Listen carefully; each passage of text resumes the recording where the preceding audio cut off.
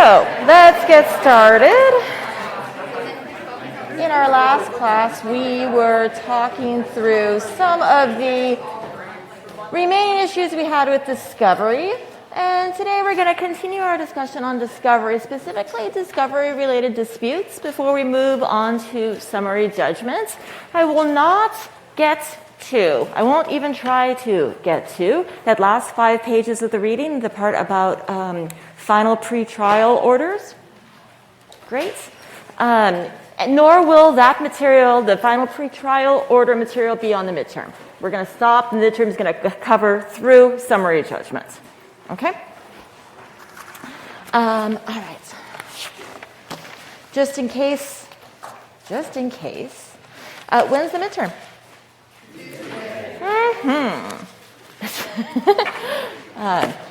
What is the midterms format? 30 questions.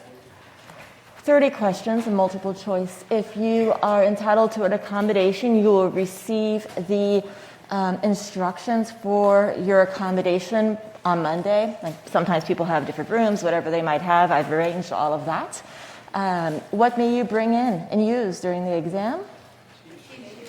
What's a cheat sheet? Security blanket, cheat sheet, call it the same thing. One paper, double-sided, 8.5 by 11. There's no limitation on the font. But let's talk for a minute about strategic uses of a cheat sheet. One, you don't even need to use one. And in fact, for some students, the idea of having one is worse than just memorizing the rules, because then they have a moment of, what do I put on? If it's causing you more stress to have the security blanket, then don't use it. Not all of you had them as kids. All of you need them for the midterm. If you do use a cheat sheet security blanket document, the material you should keep on there is the material that you have the hardest time getting to stick. Maybe you have a hard time remembering which discovery rule goes to which type of discovery. You can kind of remember it's in the 30s, but for whatever reason it's just not sticking. Great, put that there. This document, however, does not substitute for your understanding of the material. It will not, I can't iterate this enough, it will not work for you to type all the rules of civil procedure we've covered in 0.2 fonts or whatever and have them all there on both sides. Invariably, someone's going to do that. Cool. Great on you. You'll tell me after the exam that it didn't work. At least every student who's ever done that in the past, this is what's happened. And the reason for it is you don't really have the time on an exam, even though it's 2 hours and 15 minutes. You don't really have the time to reread the rules every single question, right? And so instead, some things to think about as you generate this document. Make this document work for you. If you can use the generation of your cheat sheet as a study process itself, that tends to be the most useful. Use it as a way to synthesize some of the related rules. Maybe organize the material based on the different stages of litigation. Maybe organize which rules intersect with each other. This should be more than just an opportunity to list rules. There's an intersection between all these, and the way your mind puts them together varies. And so, of course, your document might vary as well. I've seen flowchart, I've seen bubbles, I've seen columns, I've seen 2-point fonts that I have to hold way over here, even with my glasses on. There's just a variety. I've also seen, I had a couple students who one of them ended up being a fellow in my evidence class, a great student who maybe wrote 4 lines. That's all, in pencil. Those are the things that didn't stick to them. Okay?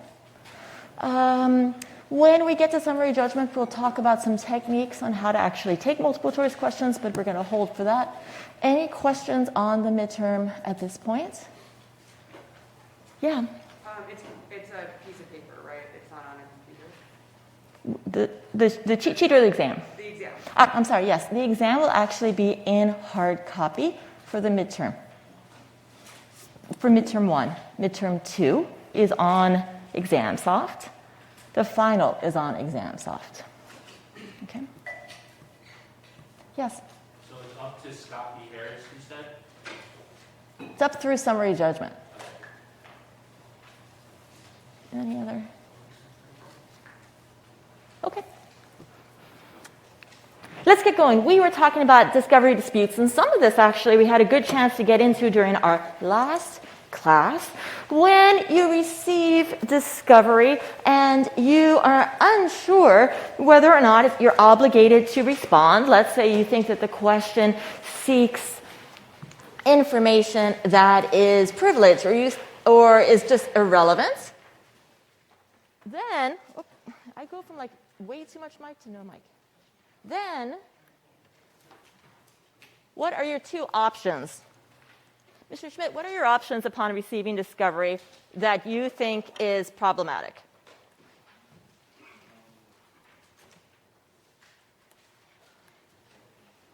What can you do? You're the defendant, plaintiff serves discovery on you. You're like, are you kidding? I don't have to answer this. What do you do?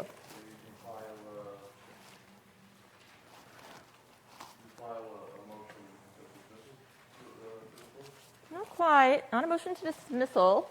Let's see. Ms. Bodie, what can you do?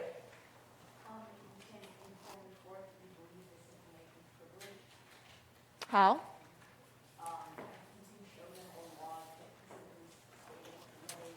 But the privilege log, you are correct that there is something called a privilege log, which would be the responding party would articulate on that log which documents are in their possession, custody, and control that are relevant to the request, and they have to include enough information on that log so that the opposing party can evaluate the accuracy of that assertion. But the privilege log is not proffered to the court. It's actually just given back to the opposing party, right? Remember, discovery is happening back and forth with the parties. Nothing gets in front of the judge. The judge is not seeing your request for productions. The judge is not seeing your interrogatories. The only time the judge gets involved is if there's a dispute. And so, if you receive discovery and you think the request is improper, Mr. Bonsi, what should you do? I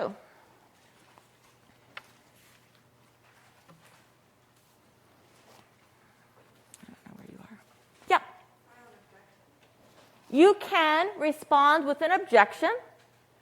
An objection. And who gets the objection? Yep. I just send it back to the other party. I object. And this seeks information that's irrelevant and beyond the scope of discovery, right?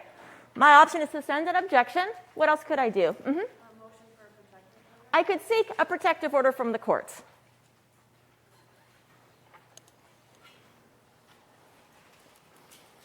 Ms. Woojan, if I file that objection, I serve an answer, my response includes an objection, it goes back to the plaintiff. What option does the plaintiff have if the plaintiff thinks the question was appropriate in the first place?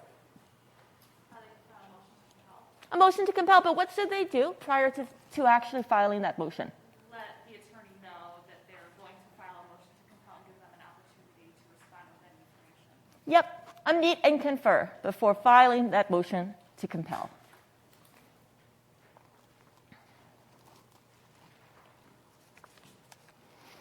Ms. Berger, when we think of protective orders, why? Well, first of all, what rule governs protective orders? I heard someone whisper you the answer, and they whispered it correctly.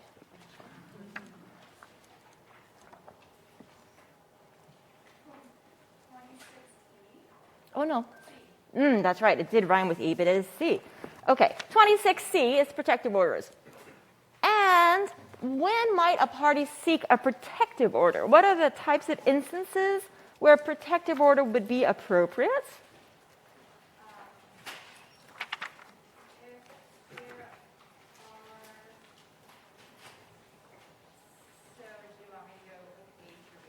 In your own words, I do. Yep.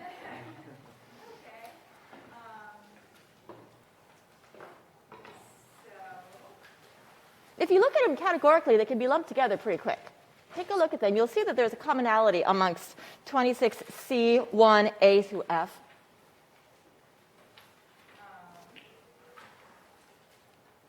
A through H. Yeah. Out of scope, beyond the scope, right? Do you want to add to that? Go ahead. I was going to say narrow the scope. Narrow the scope, okay. So some of these have to do with beyond the scope. What else is a good reason for a protective order? Using the wrong method. What else? Privilege or work product, sure. And privilege categorically. So that might include privileges we haven't covered, like trade secret, other types of protection. It's overly burdensome. Burdensome, harassing. They just seem like you're doing this to be difficult, right? Burdensome, oppressive, annoyance, but you're not doing this for a legitimate purpose. And at that point, a protective order is appropriate. We generally think of the categories, we're synthesized the categories under 26C as in terms of annoyance, embarrassment, oppression, undue burden, or undue expense.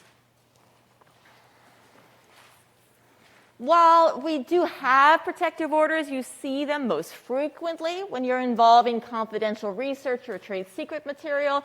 The one party says, well, I might produce this material, but we need to have something in place to make sure that if I serve this material to you, you're not going to share it with everyone. You're not going to share our internal database with our primary competitor, right?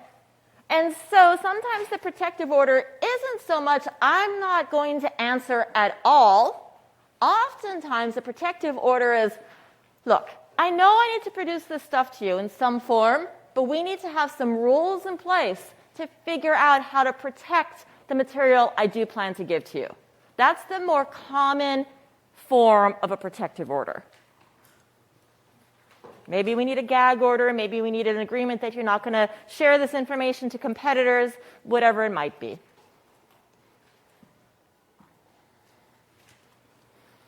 All right.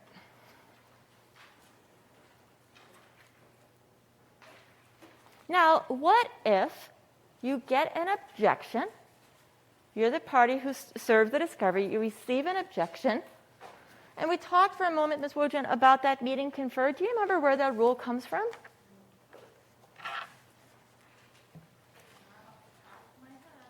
Someone might, though? Yeah. Yeah. Oh, you got it? Oh, that was fast. Okay, I was just letting you know. Okay, 37A1 is the meet and confer requirements.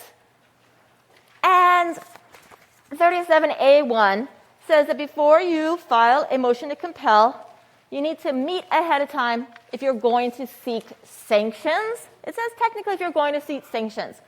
However, be aware, in the majority of federal jurisdictions across the U.S., if you want to seek a motion to compel regardless of your desire for sanctions, you will need to meet and confer.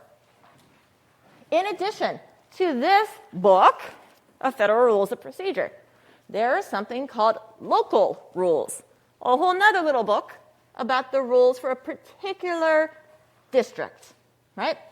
Then there are local rules. That's just what they are. Or sometimes called judges' standing orders that are the particular rules for a particular judge, right? Some judges like only one font. Right? There was a judge in the Central District of California who only liked Garamond. He wasn't going to accept anything else. Okay, fine. That's his local rules. His court, his rules. So most local rules, right, most districts across the U.S. require there be a meet and confer regardless of whether you want to seek sanctions. So think of this meet and confer obligation as mandatory for a motion to compel, period. It's a better rule for you to think about it as.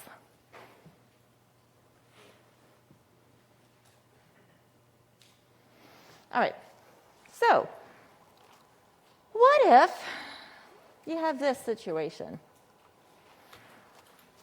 Okay, let's see.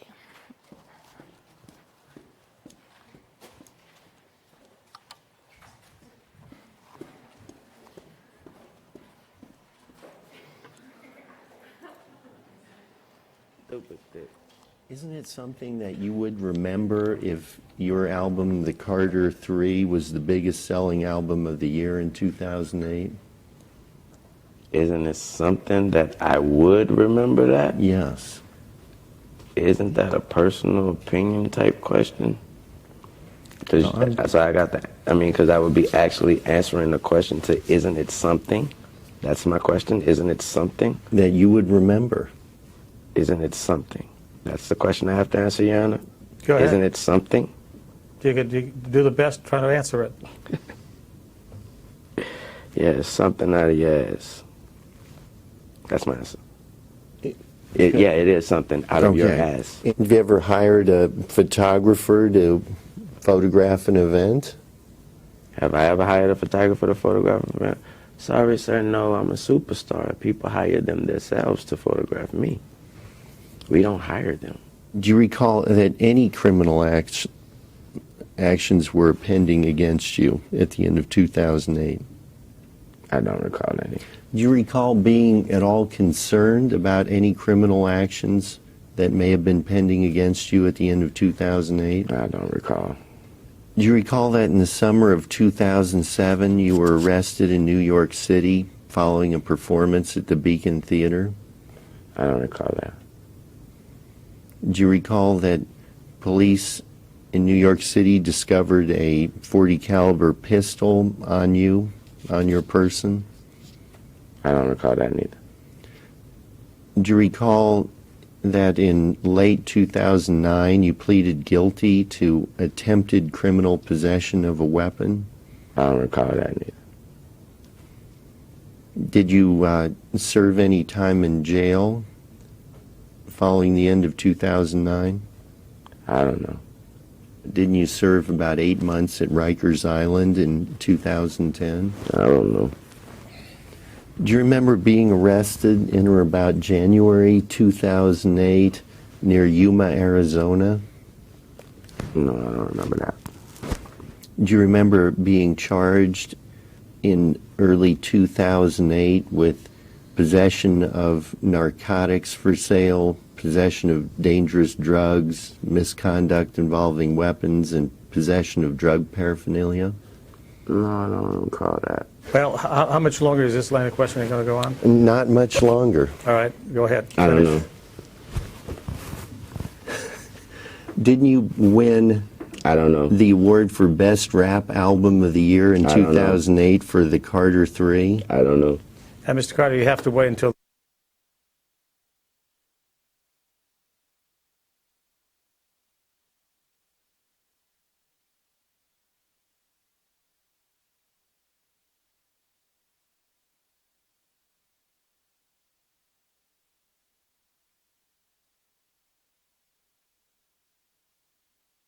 Just usually the plaintiff and the defendant and the court reporter, but in this instance, the first attempt to have this deposition went not well.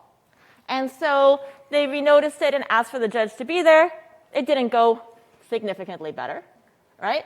So now, what are the options? How do you deal with this? If you need the testimony of a party, and this is what's happening in a deposition, or the equivalent in a discovery response, yes, you're going to seek to compel, but what are you going to try to get? The 37B What's the 37B? would be the failure to comply with the court order. So you'd look for a sanction. In this case, I think Little or Carter's the defendant, right? I think in this one, yeah. I would be going for number 6, which is rendering a default judgment against the disobedient party. If you get to the point that it looks just like altogether the party is not going to respect the judicial system, sanctions are warranted. Now, we have special sanctions for depositions. What happens if the deponent just doesn't show up? That's a different role. What is the consequence for a noticed deposition where the opposing party fails to show up? Ms. Mead?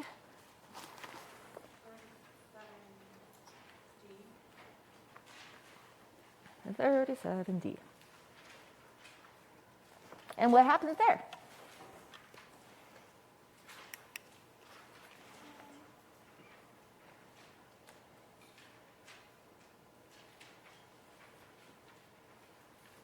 They can order sanctions from the same list that we were just looking at. And instead of, or in addition to all those other sanctions, what else can they get?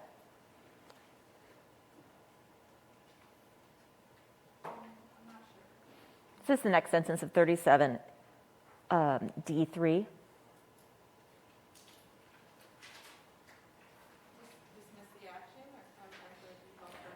37D3 says also that the attorney advising that party are both to pay expenses, including attorney's fees caused by the failure, unless the failure was substantially justified. And oftentimes the only thing that's going to count as substantially justified was you were sick, you couldn't show up, something emergency happened, truly an emergency.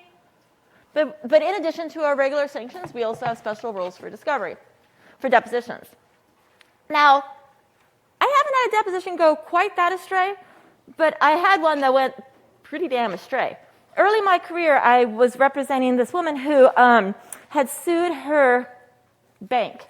She had married an individual, a very quick whirlwind courtship. He was maybe 30 years her junior. She was very wealthy. You know this story, right? It gets really weird. She's on a cruise. She gets poisoned. And no one else gets poisoned, just her. And she's very, very ill for a long period. And during that period, her new beau manages to convince a bank to show him her signature card, actually to take, I think it gets worse, he took a whole bunch of checks. And they were, her checks. And he said, my spouse, she's really ill. I have to pay these bills. What am I going to do? I know I'm not on this bank account. But somehow he convinces the teller to pull the signature card. And he forges her signature on the checks with that signature card in front of the bank. Right? And takes almost all her retirement.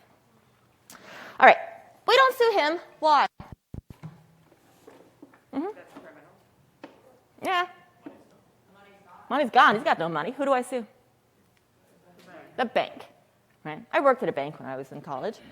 Even I knew you're not supposed to show people other people's signature cards.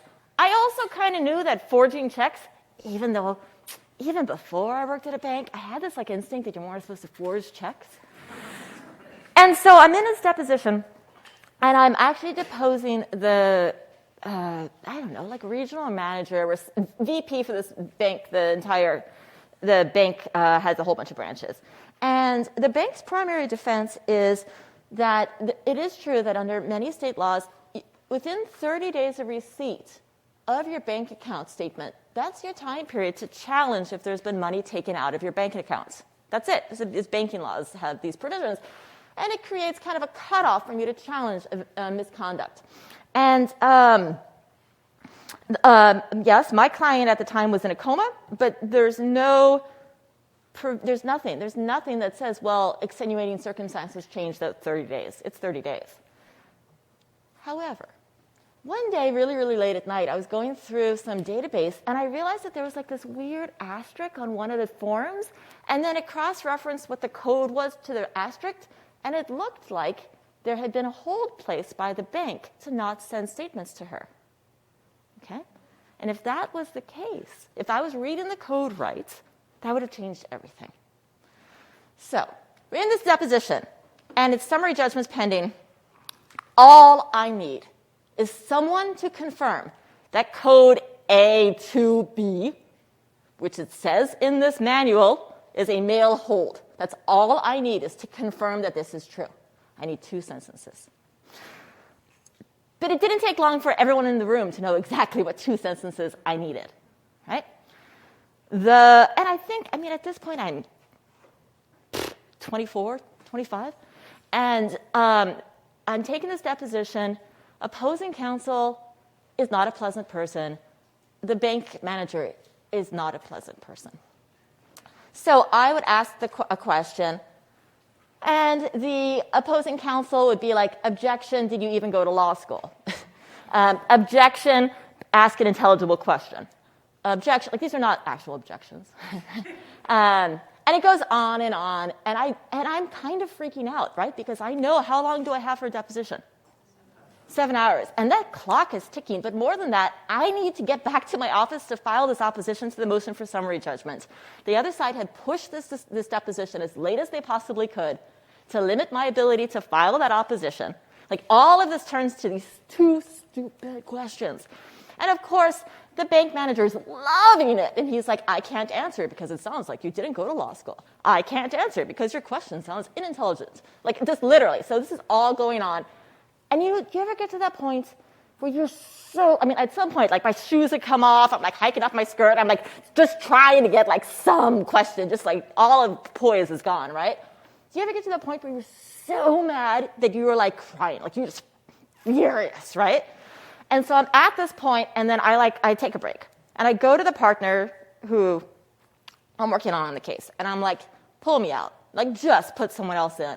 Because I can't figure out what to do. I can't get these two sentences. And he, like, looks up from his desk, and he's like, you're doing great. Good luck. And I was like, dude, we're going to lose. And he was like, I don't think so. And he's like, because, you won't have a job. So at this point, I'm trying to pull myself together. I'm like, okay, I can do this. And so I decide to go to the restroom, splash water on my face, right? And I hear this little voice, call the judge. And I'm, like, looking around, like, what? Call the judge. It's the court reporter who's in one of the stalls. And she says, it's okay to call the judge for an immediate conference if you need it, right? And I was like, it is? And she was like, I don't know, maybe, right? And so we exit separately. I pull myself together. We get back in there. And so I say to the opposing counsel, I'm like, look, let's be clear. I'm going to ask you a series of questions today. You are going to make whatever objection you want. Each one of them is being recorded. It's evident that whatever you're going to say here is what you're going to say. I'm looking forward to the transcript, and I will seek sanctions for your interference with today's conduct. But at this point forward, I will ask questions. You will make whatever objection you want, and your client will answer my question. If that's not what happens, and don't think I sound really cool because I'm also, like, crying. And if that is not what happens, we will get the judge on the phone and have him hear every part of what's been going on. It took me another 3 hours, but I got both my answers. And I'm saying this only because if you ever have that moment where someone's just don't forget you can ask for help, right? We're not supposed to be abusing this discovery. We did get sanctions. The judge was pretty damn pissed about all of this when the transcript came out, because the transcript just read as, like, this is just a jerk, right? So I say that because sometimes things get weird, but you have all these tools in hand, and you also have the tool that if you're in the midst of a deposition and it just looked like the behavior is purely obstructionist, in addition to the procedural rules you have here, you may call the court sometimes, and they might oftentimes they'll have the bailiff or somebody else or the clerk assist in the moment so that no one has to wait to renotice the deposition and re-spend all the money. Okay?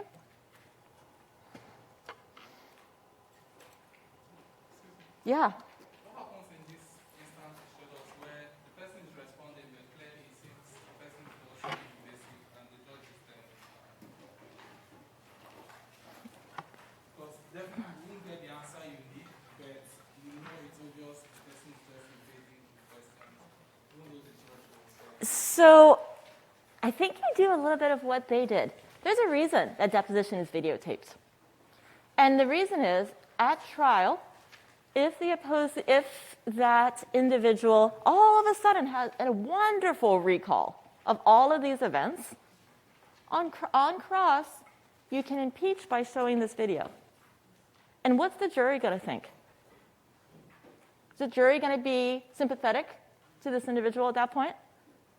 No. How long did it take you to start laughing at their answers and being like, what the fuck, right?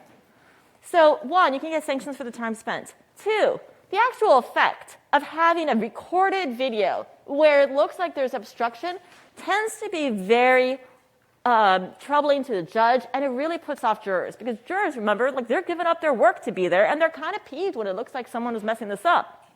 The other thing that can happen as part of a sanction, if it looks like this sanction is not going to be enough, you can also just sanction the individual by dismissing one of their defenses, dismissing their claim if they're the plaintiff. What do we call those types of sanctions? There's 2 tiers of sanctions. What do we call those 2 tiers of sanctions? Now I get here.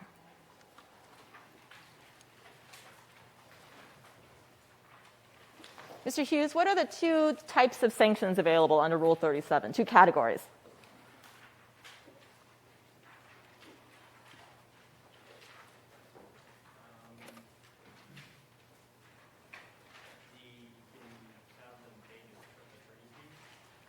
Not quite.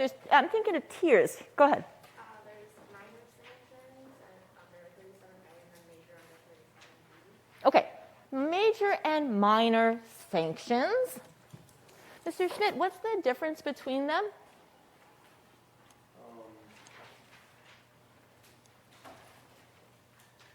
Minor sanctions, I guess major sanctions would be payment of expenses, minor sanctions. Flip what you just said. Payment of expenses is a type of, not major, but, yeah. Okay, a minor sanction. A minor sanction is usually the costs and fees associated with the motion to compel. Right? And minor sanctions are mandatory, assuming you met and conferred, unless there's a reason for not producing the discovery. You have to be substantially justified. Maybe there's a question in the law as to the scope of the privilege. Maybe there's a question in the law as to which factors are relevant and therefore might alter what needs to be produced. And in that instance, you wouldn't have to pay sanctions. But beyond that, sanctions are mandatory. How do you get a major sanction? You first have to have the minor one usually to get the major one, or Yes. if it's an extreme situation, you could have a major. Yes. A major sanction is usually when a party has refused to comply with a court order, right? So I have this motion to compel. The motion to compel is filed with the court. The court issues an order that says, go ahead and respond. And the opposing counsel says, no. No, thank you. Now you violated that court order. I can seek a major sanction. And major sanctions, like their name suggests, are pretty significant. Under 37B2A, I can strike out pleadings. A judge could. A judge could stay the proceeding until you've actually done what the judge asked you to do. The court can dismiss an action in part or in whole as a sanction. Or in its most extreme form, the court can render a default judgment against the disobeying party.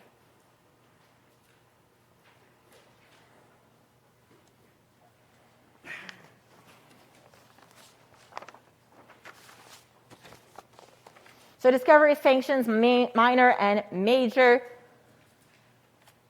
Now, what if you are in a situation where you fundamentally believe the material the material sought is protected. You think it's protected either constitutionally or under some type of privilege.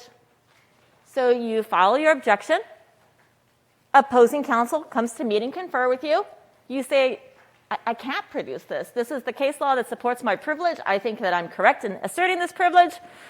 The party says, that's interesting. I'll see you in court. The court hears the motion to compel and says, you are incorrect. You're incorrect. You have to produce this. But what if you really do believe the court's wrong in this? Can you just take an appeal right now? Mm-hmm. You'd have to wait until the summary judgment, and then you can appeal it on your merit after you can get held in contempt and stuff like that. So 2 things that you said. I can't appeal immediately, but the second part, what you said, is interesting. You would have to place a contempt by not producing, and then you can do an immediate appeal. Yes. The discovery order itself is not subject to an immediate appeal. Like you mentioned, if I wait till after summary judgment, perhaps I can appeal the summary judgment and then appeal that discovery order as part of that final judgment. However, a motion for contempt, meaning a violation of a court order, is immediately appealable. And so if you find yourself in a terrible pickle where you don't think you should produce it, you think the judge has gotten it wrong, the best way to proceed, it's a really awful one, is to wait for an order for contempt. Mm-hmm. If you really feel that way, but you also don't want to be placed in contempt, You don't want to spend the night in jail? Yeah. you don't want to spend the night in jail. I mean, are there repercussions to the attorney if they then disclose information that they knew, or know because the judge basically commanded it? It's waived. It's waived. You can't then turn around later on appeal and say it's been privileged. It's massively difficult to reverse that ruling, and plus it's impossible to unring the bell. No, would there be a repercussion for the attorney because they broke client attorney? Repercussion for the attorney for producing it? Yeah. Malpractice if a reasonable attorney would have known better, and it's a risk. Yeah. And sometimes, I've definitely had that. I've definitely had discovery orders where the judge says that, well, Your Honor, counsel, your choices are quite simple. You produce where you bring a toothbrush, right? Like you're either spending the night in jail or you're going to produce this stuff. That's not my favorite day. The courts really take this stuff seriously, and because of the way the appeal rules work, for the most part, unless you're really in high stakes, big money amount cases, you'll be fine. You won't really run into these. Where you really see them is privilege, constitutional rights, highly sensitive material, these kinds of things where you find yourself really troubled. In the case where I was involved, thank goodness the person who was threatening to put me in jail was a magistrate, right? Because I still had the chance for the judge to review the magistrate's order, and the judge did reverse the magistrate's order. Right? So, yeah, fun times. Discovery is great fun. But it's also the longest stage of the case, and it's where the most of the disputes happen. But a lot of these disputes are handled between the parties. Now, what if we have sanctions involving electronically stored discovery? How might our sanctions alter? In other words, what is the rule that governs sanctions for electronically stored information? Mr. Bonsi? What rule is that?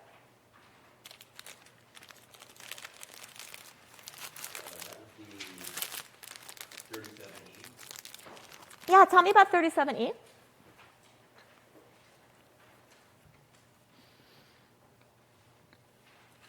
What's it about? What kind of situation would trigger 37E? That's the failure to preserve electronically stored information. Mm-hmm. And it provides what can't be restored or replaced. Mm-hmm. And what happens then? So this is a situation where you had electronically stored information. Maybe it's part of their regular document destruction policy, where they got rid of it, right? And then the parties hadn't been smart as part of their Rule 16, like we've learned, to get a preservation order as part of their initial scheduling order, right? Okay, so I'm in this situation. Now there's a question about whether or not this stuff can be restored or replaced. How does the court figure out if there's going to be sanctions? What does it turn on? On 37E2, it's if the court finds the party intentionally destroyed that as opposed to, it was just like a mistake or just a regular course of business. Yeah, and if it is intentional, what could the consequence be? The jury would be instructed to presume that the lost information was unfavorable to the party that destroyed it. Remember we were talking in our last class about spoliation? This is the provision that deals with spoliation as far as the consequences for spoliation, the intentional destruction of information when it's electronically stored. But this is in addition to laws whereby spoliation can also be a crime if it's at a large enough scale, right?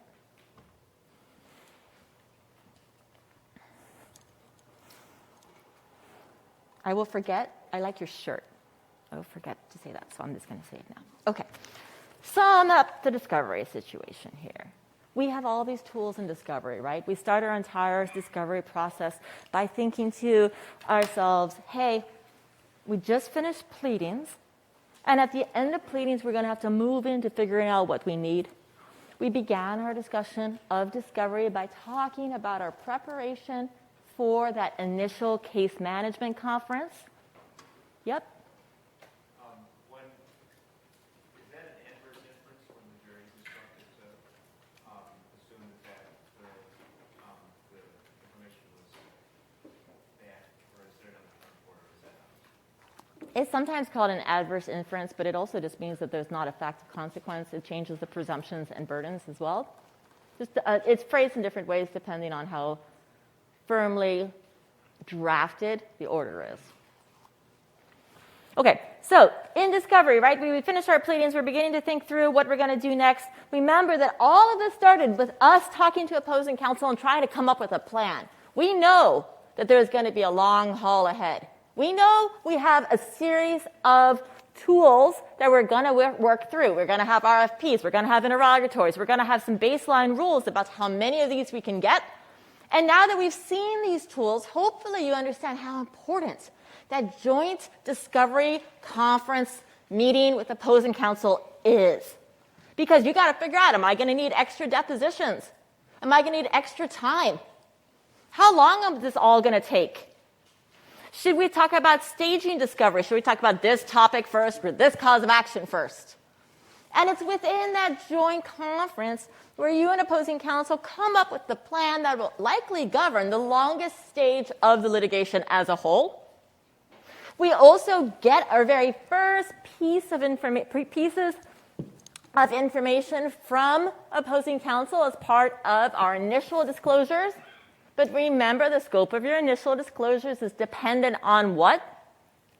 What do you got to produce as part of your initial disclosures? Only stuff that help you. Unqualified help you. Right? Okay, so we go from there into the morass. We jump into the discovery that we've laid out as a plan that the court then has blessed or modified for purposes of the case management order. And it's in discovery that we learn the strength and weakness not only of our case, but of the other party's case by serving these discovery methods. And you also hopefully have seen that discovery is a little bit of the wild, wild west in civil procedure. This is stuff that's happening between parties for the most part. Judge is only involved if there's conflict. We do have rules on the books, but they're function very contextually, and the decisions in the cases as to whether or not to produce are case specific. Just remember that it's not the courts that raise discovery disputes. The court doesn't know what's going on in discovery unless there's a problem. It's the lawyer's job to bring up discovery issues. But as you can imagine, once you get discovery, discovery will shape the remainder of the case. You went from having pleadings, which are just allegations, to discovery where you created evidence. And, as I will say many times, both in this class and then I also say in evidence, there is a difference between what actually happened in an event and what you could prove happened in an event. And that distinction turns on what information you gather in discovery.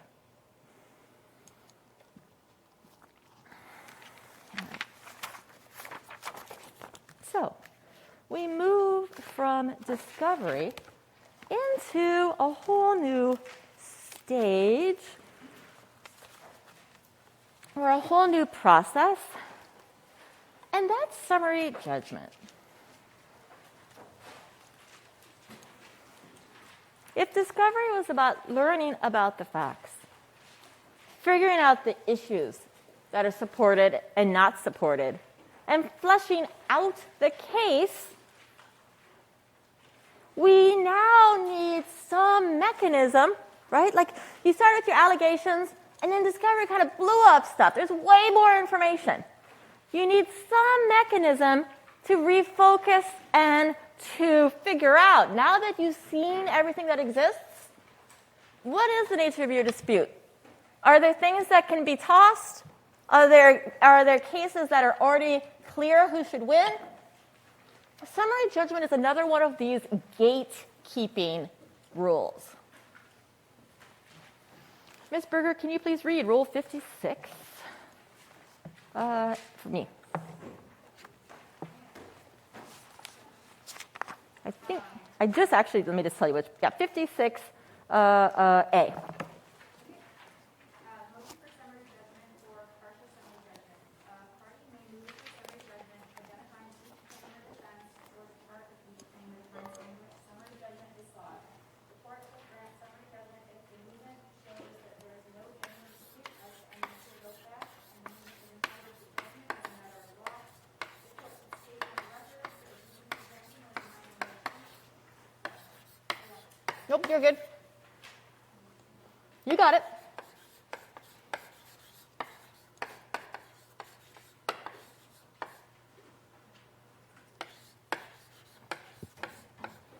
This phrase is the phrase every attorney knows. No genuine dispute as to any material fact.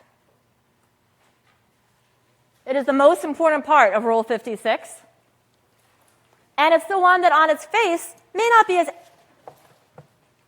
evident how it comes into play until you start breaking down the actual words here. It matters as to whether the dispute is genuine, and it matters if the dispute is about immaterial fact. And we're going to have to figure out what each of these terms mean, figure out how this rule works, and how it comes into play. So, first and foremost, when we think about summary judgment, how do you juxtapose, or how do you think of summary judgment as compared to 12b-6? Mm-hmm. 12b-6 is pretty much looking at the allegation and seeing if it pretty much meets that standard. But for summary judgment, the judge is looking at all the evidence and the defenses and the things that have gone so far, and then saying whether it's whether there's any dispute that's worth bringing this to trial in front of the jury. 12b-6, you're testing the adequacy of the allegations in the complaints, in the four corners of the complaints. And if you are successful on a 12b-6, do you ever get to discovery? No, your case is dismissed, you're done, yay. Now remember though, a 12b-6 might also dismiss just one cause of action. That's okay too, it would have narrowed it. And the allegations on 12b-6 had to be accepted as true. In Rule 56, now, we're not testing the adequacy of the allegation. We're testing the adequacy of the facts. Meaning, what do you have to support your allegations? Do you actually have proof?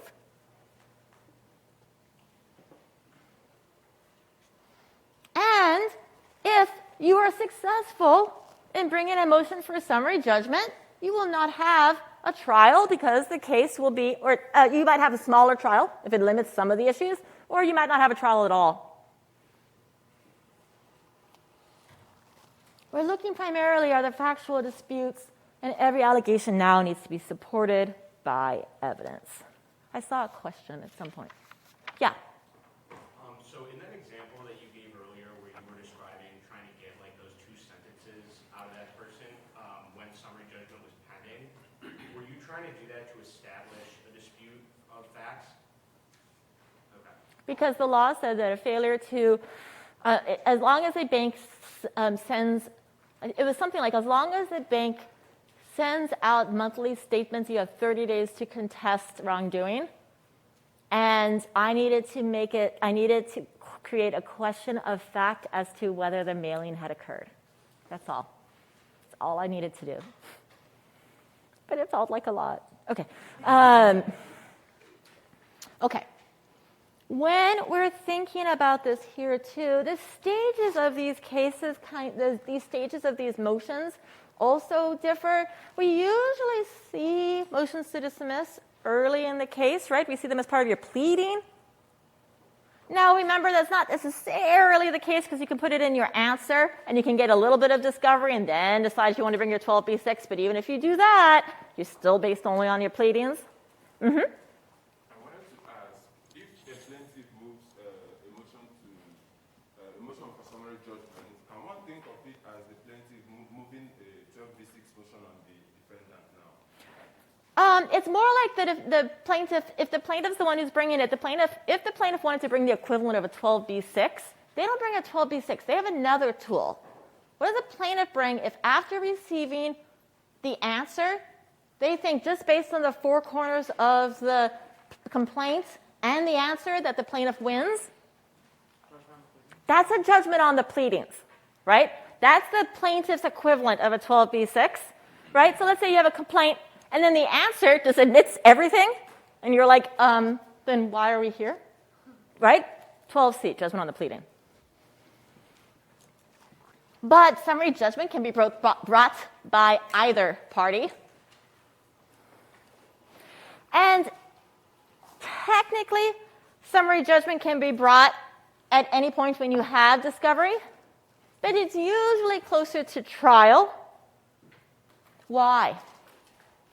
What's the language in Rule 56 that makes it so that we usually see summary judgment issues resolved later? Mm-hmm. All your genuine disputes tend to be gone after you've gotten all your discovery. That's true, but I actually have another reason that I'm thinking. If someone brings summary judgment motion and I'm waiting for discovery, what can I do? What can I ask under the rules? Please. You can bring summary judgment if the other party has not had enough time to discover evidence. Yep. Yep. Rule 56E. If a party fails to... oh, wait. No, where's the part? Thank you. The party under Rule 56D can defer the motion if you think that you just still can get discovery on that, right? So one party gets a deposition, and they follow Rule 56, and you're like, hold up. We only heard one deposition. And I think that if we continue to go, we might actually find some more information here. Then you can oppose the motion simply by asking and saying, can we please proceed with discovery, as we'll get a better answer for this motion, right? But let's say that discovery was staged. You were doing each cause of action because that's what the court ordered as part of your case management conference. You might have summary judgment motions for each stage. That can happen too. I saw hands. Please. So when you apply 56D, it's not getting rid of the summary judgment. It's just pushing it. It's an option to the party who's received the motion to say, hold up, it's too early. Okay. When we say no genuine dispute as to any material fact, what we're really saying is one of three things. We are saying we've seen all this discovery, and you know what really is the only thing that's going on here is a question of law. A question of law. Let's take that one first. A question of law is when we might agree on the facts, but we don't agree on the legal consequence of those facts. There's no dispute about the facts. The only dispute is what they mean legally.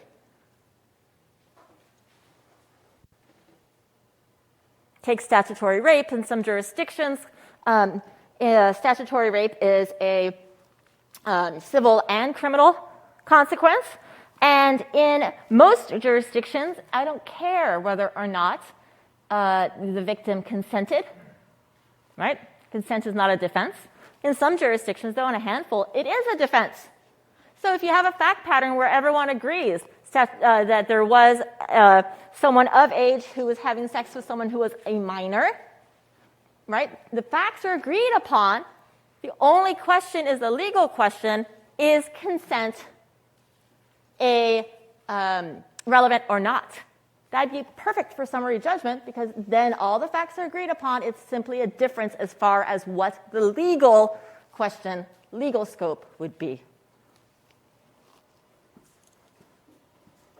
Okay, so summary judgment's appropriate if there's only questions of law.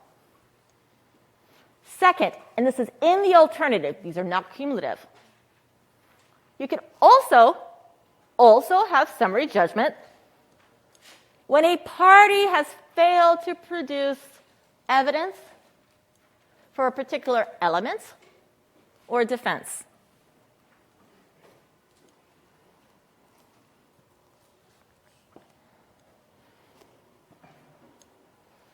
At that point, there's no dispute because you didn't provide actual proof of anything. To be clear, who has to prove the elements of the cause of action most of the time, the vast majority of the time? Whose obligation is it for the evidence for the plaintiff? Whose obligation is it to proffer evidence for a defense? The defendant. Don't forget that, because it's really important to remember who has the burden of proof and how it will play into summary judgment, okay? So plaintiffs generally have the burden of proof for elements for each cause of their actions. Defendants generally have the burden of proof for defenses. I have to say generally because there's some weird laws. Regarding a summary judgment, if the defendant files for the summary judgment and it comes to movement, do they then have the burden shift to them? I'll talk about burden shifting. I'll get there. Okay, so you can have questions of law. I hear a question right here, Chatty. Do you have a question? Do you have a question? Okay, cool. Is there a question of law only? If so, summary judgment is appropriate. Summary judgment is appropriate if a party hasn't established an element or a factor or a defense that's within their, an element or a defense that's within their obligation to produce for. The third category is the most difficult one to kind of really be confident how it's going to be resolved. And that is a judge can grant summary judgment when no reasonable jury could find for the opposing party. Maybe you had a piece of evidence. It's just not enough evidence.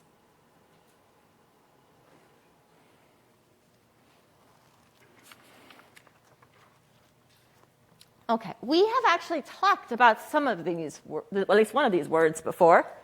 What does material mean? And where did we talk about it before? Not all at once, no. Okay, please. I don't remember where we talked about it before, but urgency is like relevant to the actual issue. Oh, so you're going to tell me we talked about it for relevancy, correct? What does it mean? If it would make like an element or a fact in the case more or less likely. Now that's probative value, which is the second part of relevancy.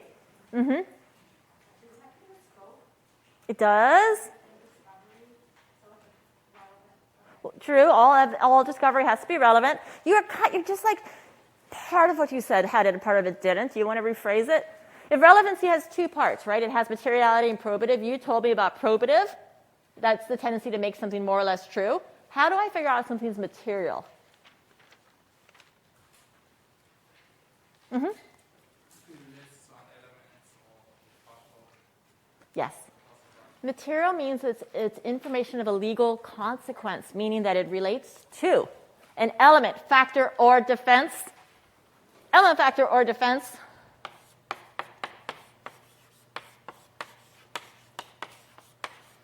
So, when we say no genuine dispute as to any material fact, that is only the facts that matter, right? So we have a car accident, and we agree that you hit me. We agree that it caused injury to my car. We even agree about how much injury cost, right? What we disagree is if my car is black or gray. Is that a material dispute? No. The color of the car doesn't change liability here. And so when we say there has to be a dispute that's material, you have to have whatever's left that you're fighting over matter, and matter in terms of what the lawsuits pertains to.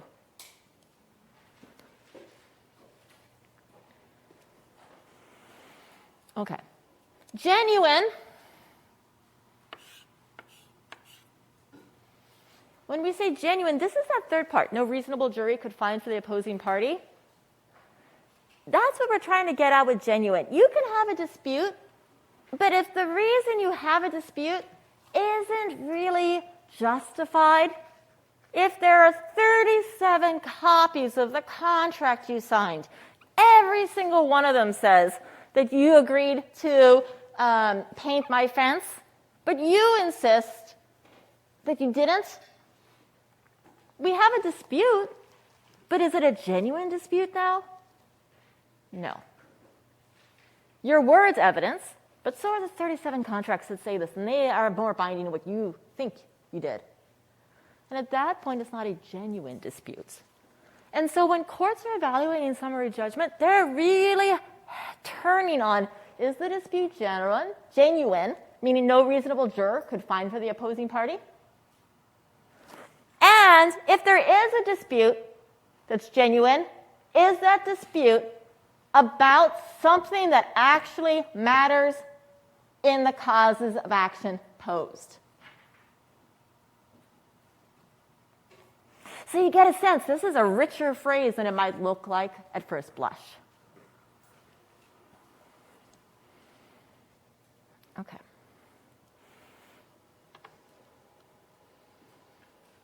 Let's try this out.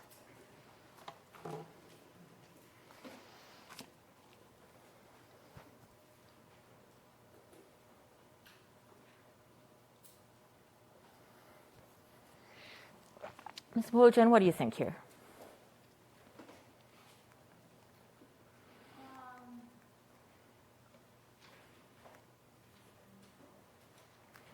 They say the plaintiff says the defendant signed the sign, assuming they actually have the note. Do I need the note for the 12b-6? No, as long as they state the specific facts. There you go. And not just say the law. Yeah, so long as it satisfies Twigball, that it's more than just legal conclusions, as long as there are allegations set out for each of the components of this, no motion to dismiss should be granted here, right? You're going to satisfy 8A1, you have allegations of jurisdiction, hopefully. 8A2, you set forth a claim upon which relief can be granted. And 8A3, hopefully you set out how much you want. Cool, okay.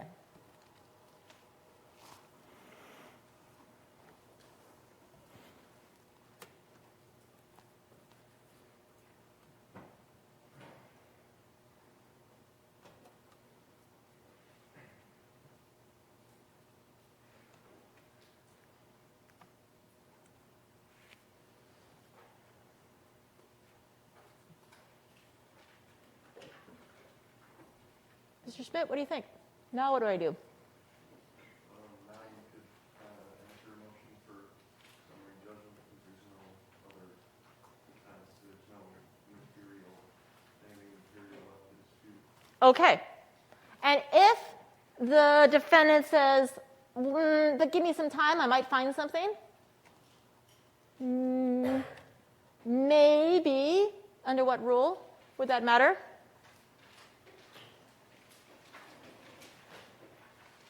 Because there's been no discovery, right? This is just initial disclosures.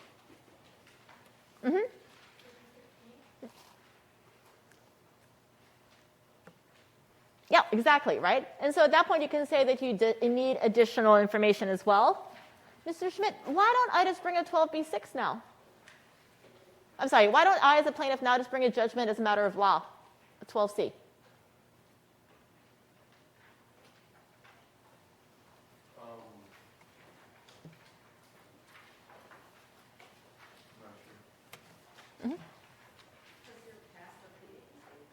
Well, what if maybe, but there's a better reason. You're outside of the four corners of the complaint. Yes, I want to include that promissory note they signed. I want to actually include the note itself, the piece of evidence. I'm no longer just looking at the allegations. I want to introduce something beyond the four corners, and once that happens, what's the consequence? If I try to bring this as a motion for judgment or a 12b-6, what happens under 12h? Yeah.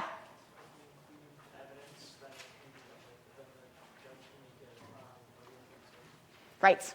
If you attempt to bring one of these Rule 12 motions and introduce evidence under Rule 12H, the court will automatically convert that motion to a Rule 56, because you're telling the judge, don't just look at the four corners of the complaint, look at the four corners plus this document. Once you have anything beyond that, that's summary judgment. Yeah. Do you have a question? No. You're like, oh my God, no. Okay. Let's try another.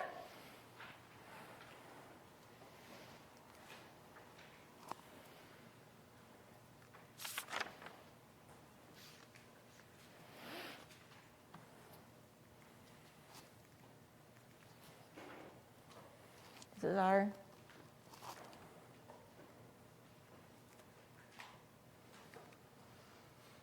okay. Ms. Mead, what if at this point, with this hypothetical, the defendant moves to dismiss under 12b6? I think that would be granted.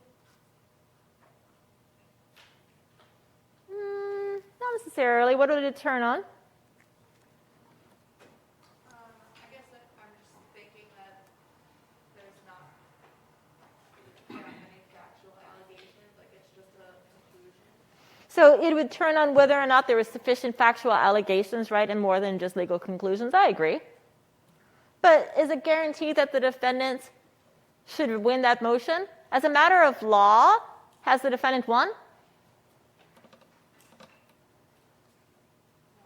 No, that's not right. It's no matter of law here. Maybe you have a question as to whether it's sufficient pleading, but the defendant hasn't proved that they automatically get to win. Right? So when we're talking here about these disputes, we are talking here about what happens. Actually, I'm going to go back to what happens, what you would want to do next. If you're the defendant and you want to move to summary judgment, what are you going to do? Ms. Mead, what are you going to do? If you want to prepare the case now for summary judgment, what might be helpful?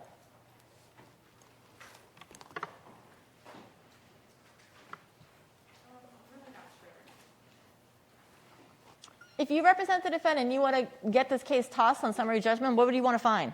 Evidence Of? of her actually being fired because she was discriminated. Yeah, but like what? Kind of like a employee, like product law, maybe if you were keeping track of what she was doing poorly. So I want evidence to prove up that she was actually a bad employee, right? I also need something more than that, though. I think you have to show that the plaintiff doesn't have enough evidence. That's what happens. That's the question in seal attack.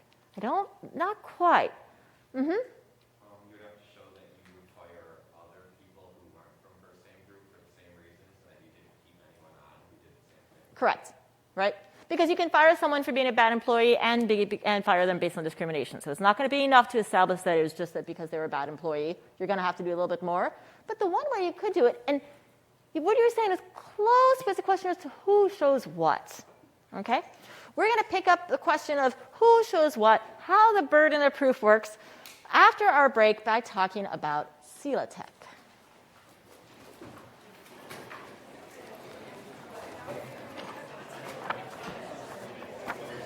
Hi.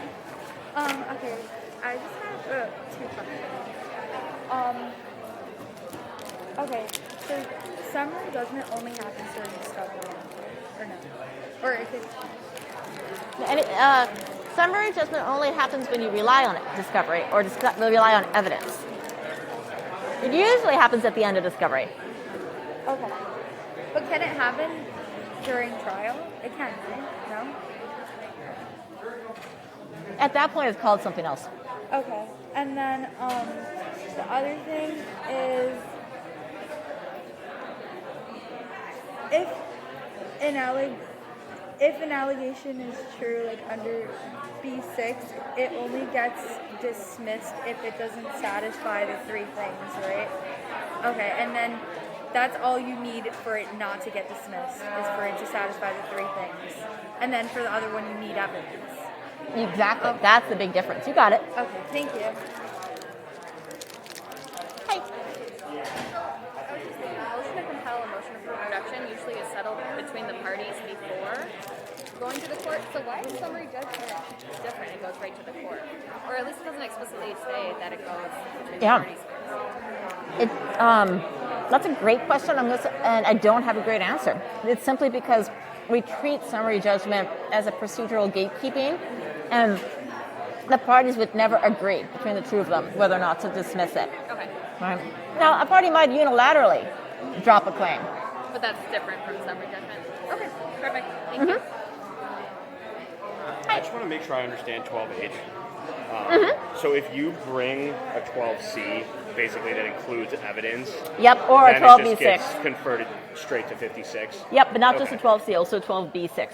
Okay, all right. Or 12B2, or any of the ones, yeah. Any of the 12s. Okay, all right, thank you. I'm pretty sure I know the answer, but when we were like writing this down in class, 27 and 28 were only for oral but not written.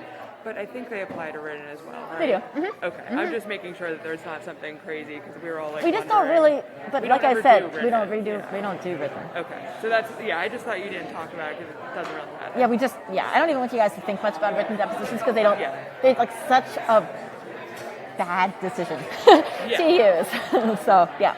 Okay, cool. Okay. Thank you. Sure.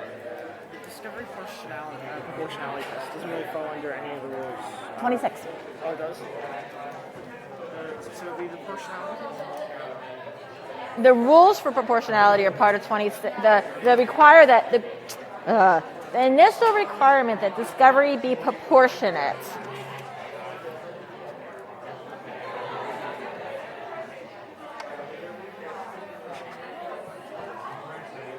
is here.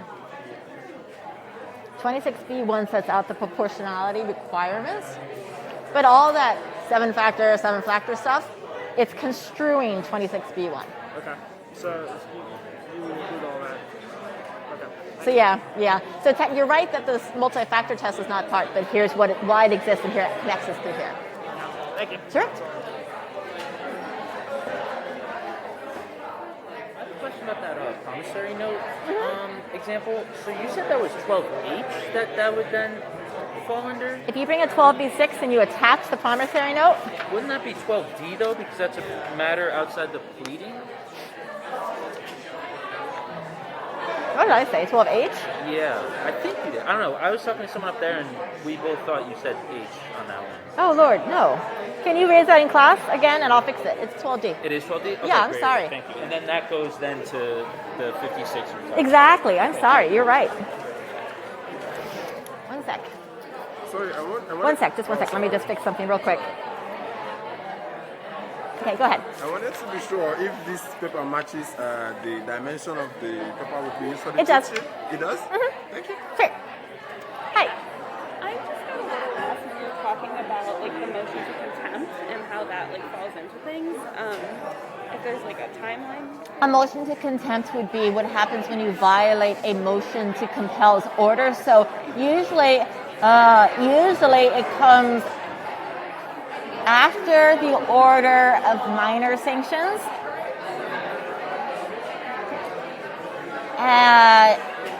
Or it can also be after the order for major sanctions. It's within the judge's discretion timing-wise, but there has to have been a court order that you violate before you get that motion for contempt. Okay. Thank you.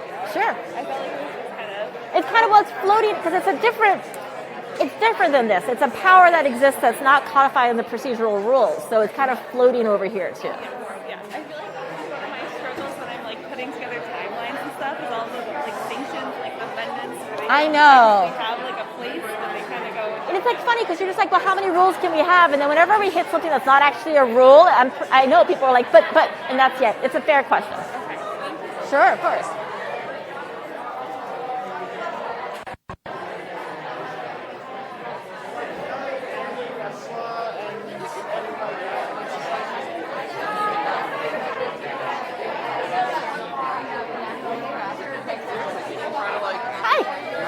I didn't want to interrupt. I wasn't trying to be rude. I was having technical difficulties. Oh, I was okay. helping a fellow student with a printer. Oh, I didn't even notice. So I came in later. I just Didn't notice. Okay. So thank you. Entire weekend is going to be doing that. Flashcards? Oh,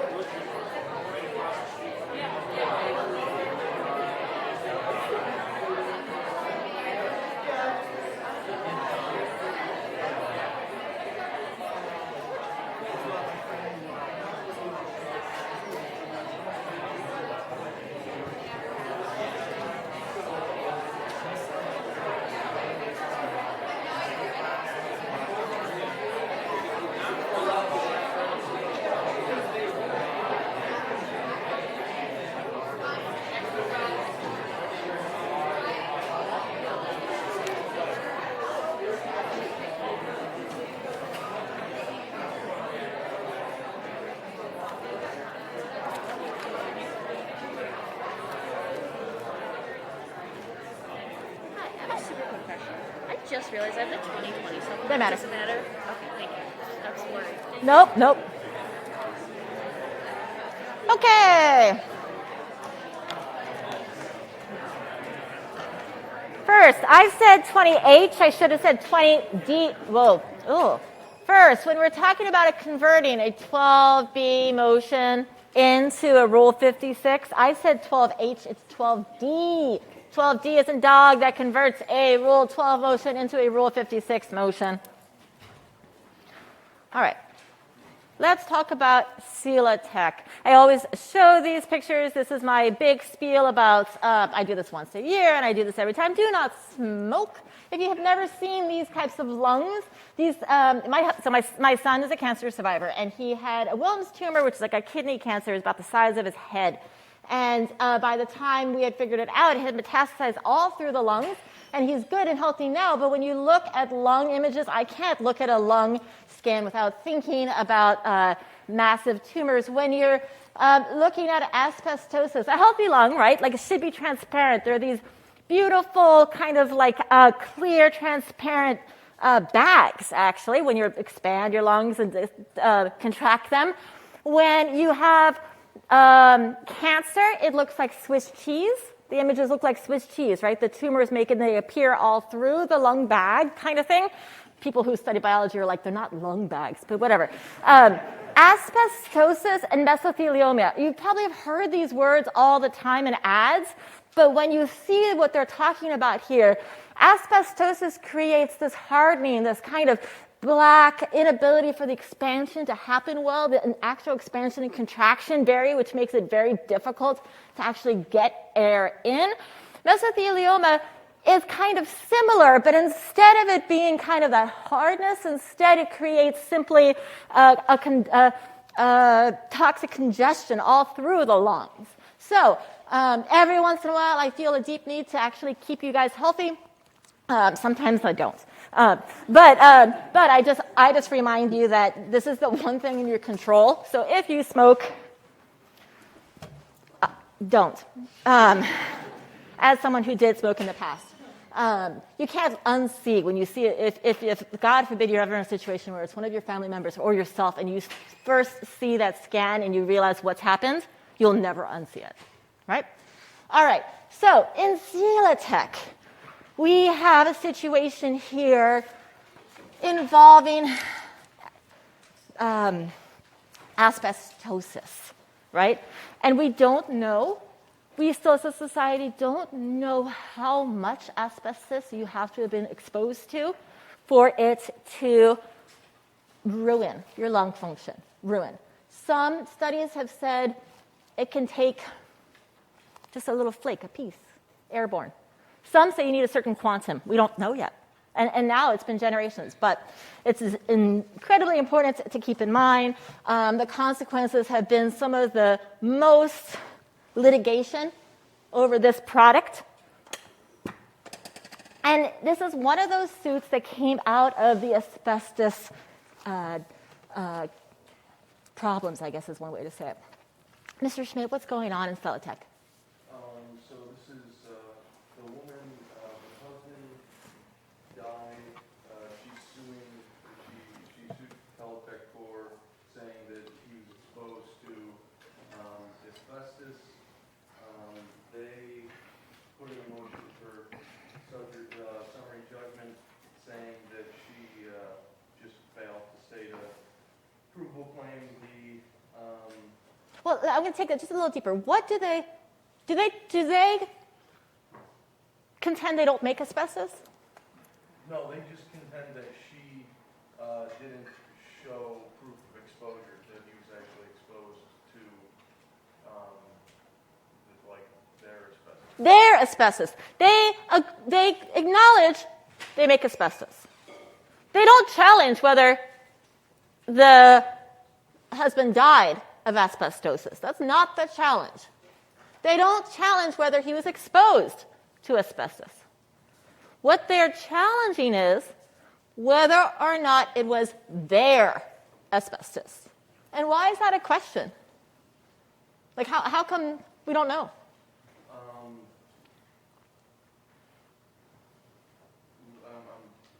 Like, why don't we know if it is their asbestos or not? Why does it matter?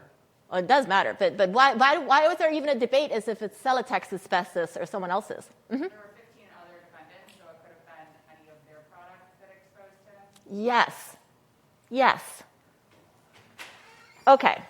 So Celotex admits that it made asbestos, but it denies that the husband was exposed to their asbestos, which caused the particular issue here, namely his demise. Okay. In other words, they're challenging causation. It wasn't their product. Okay. So, Mr. Schmidt, what do they do? How do they decide to try to proceed with the case? So they use Ujihada's Celtex. Yeah. Mm-hmm. They file a motion for summary judgment just on the claim that she had not proven that it was their injustice that was what caused the illness to her husband. And first court just says that they, I guess, needed to, or no, the first court says rules in their favor. Okay. And then the appeals court says that they failed to produce evidence with their motion that proved that they weren't responsible, I guess. Well, let's take that, because it is weird what happens, right? And I'm going to walk you through it. First of all, let's take this one. I think you already said the answer. What's the ground that Celotex is moving for? A, B, or C?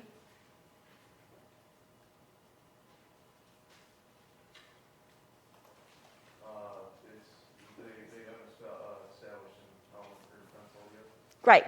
Everyone agrees that if there had been exposure to their asbestosis, then there would be a legal dispute. So this is not a question of legal dispute. It's a question of have they established an element or defense. There's an argument as to whether or not it's B or C. Why? What's going on that might make a good argument that is actually closer to a C situation? Mm-hmm. No, a little bit something else. It's true, but there's something else factual in the case. And when she was answering the interrogatory, she couldn't name other people who would say that he was exposed. She has some evidence, right? She has some evidence establishing that her husband had been around Celotex product, right? There were some affidavits, but it wasn't a slam dunk. Mm-hmm. It was hearsay, which would have mean it would have been inadmissible to the jury. Inadmissible to the jury. I always get so peeved about this case because it's not technically hearsay, even though the court calls it hearsay. But that's just because I know evidence well. Okay, but what they're really saying, it was offered in a form that would have been inadmissible. And that becomes its own question if that matters too. So the court has had this question of what are we doing with Rule 56? Who has to prove what? What's actually happening here? And I have to try, once again, an awful game of Pictionary with you to try to figure out if we can explain who has to do what. Let's see. Ms. Bozelli, you get to try to figure out what I'm drawing. Okay.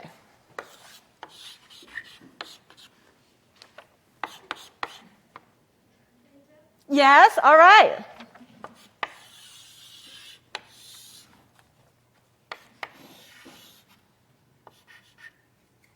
You're never going to guess that. That's a very dangerous fish.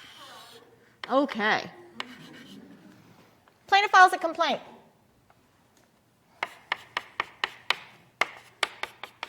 The piranha stage of litigation is also called discovery. Right? You get past your complaint, and you're going to go into discovery, and it's kind of the piranha phase in the sense that you may or may not survive, right? Who knows if you're going to find what you're hoping to find? Who knows if you're going to find each of the pieces of evidence you want? Who knows if the other side is going to find out something that makes your case a big old mess? Now, what you really want to do, your dream is to eventually get here. And there are 12 of these, roughly. Depends on the court. What are these? Yay! That's a jury. Okay. To get from here to the jury, meaning I actually want my day in court, I'm going to have to get past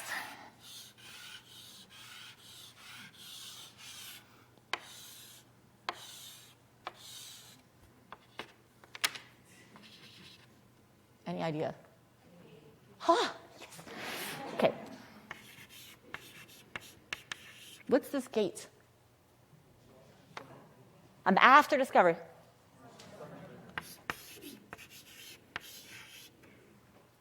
Okay, I'm the plaintiff. I've been gathering information in discovery.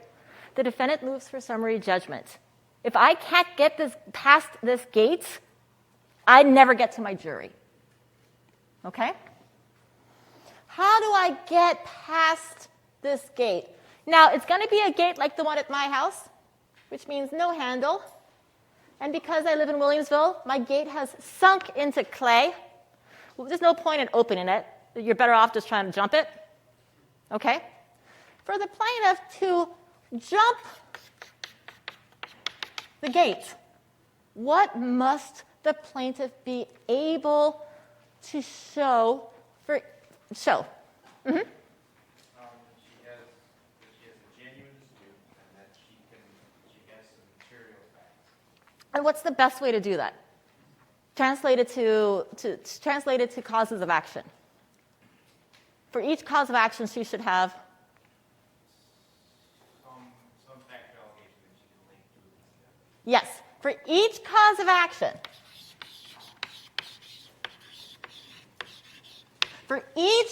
of action, she's going to need evidence. And it's a fence, and she's jumping over it because how much evidence does she need to survive summary judgment? It's a civil case. How much evidence does she need? Mm-hmm. Just enough so that there's a preponderance. Mm-hmm, which is 51. So this is a gate, and the gate is 50% because she needs to clear. At the top of the gate is 50. She needs to have 51, right? For each element of her cause of action, she is going to need enough evidence, not just evidence, but enough evidence to clear this gate. Okay? Yeah. I was just a little bit confused. So the evidence that you use in your summary judgment also has to be admissible, right? Like, in discovery, you can find evidence that wouldn't be admissible. The scope of discovery is anything that's relevant and non-privileged. It doesn't matter if it's admissible. For summary judgment, it has to be, and this is where it gets weird, and this is where the hearsay thing comes in, it has to be potentially admissible, even if, let's just stop there. Potentially admissible I guess I can't stop there. Doesn't matter if when you produce it as part of summary judgment, it's in the wrong form. That's what they're really saying about all the hearsay stuff, was, yeah, you put it in an affidavit, but in trial, if the person was on the stand, you would have been fine. What they're really getting at is to the form of evidence, and they make it so much more difficult than they need to. All that you need to have is that it's evidence that's admissible, and for your purposes, that's all you need to know, because you don't know what evidence is admissible or not yet. That's a different class. You just need to know for summary judgment it's limited to admissible evidence. Yeah? So what is the 51%? How much evidence I need for each element, right? I need 51%. That's my burden of proof. Okay. The defendant has two ways to stop me from getting to my jury that I want so much to get to. Yeah?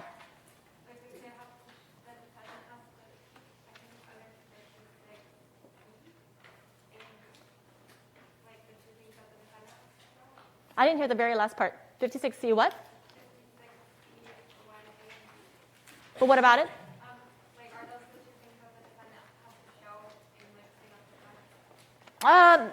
Let me just answer my question first, and then I'll work through that. What is it the defendant has to do specifically? I think you're kind of there, but tell me in terms of our narrative. If the defendant wants summary judgment to be granted, what does the defendant have to argue? Yeah. To show that there is no genuine issue as to the material fact, and that Yeah, totally true. But tell me in terms of this. You're the defendant. How are you going to actually do this? Yeah. Do that by showing that the evidence for one of the elements of the cause of action is also Okay. The defendant can keep this locked, and can force me to make this jump, right? If this is the motion under Rule 56, the way the defendant creates this gate is twofold. One, the defendant can say, you don't have evidence for each cause of action. That's all they have to say.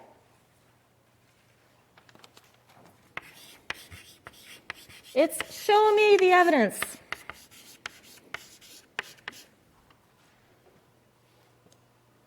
Why is it enough for a defendant just to say, show me the evidence?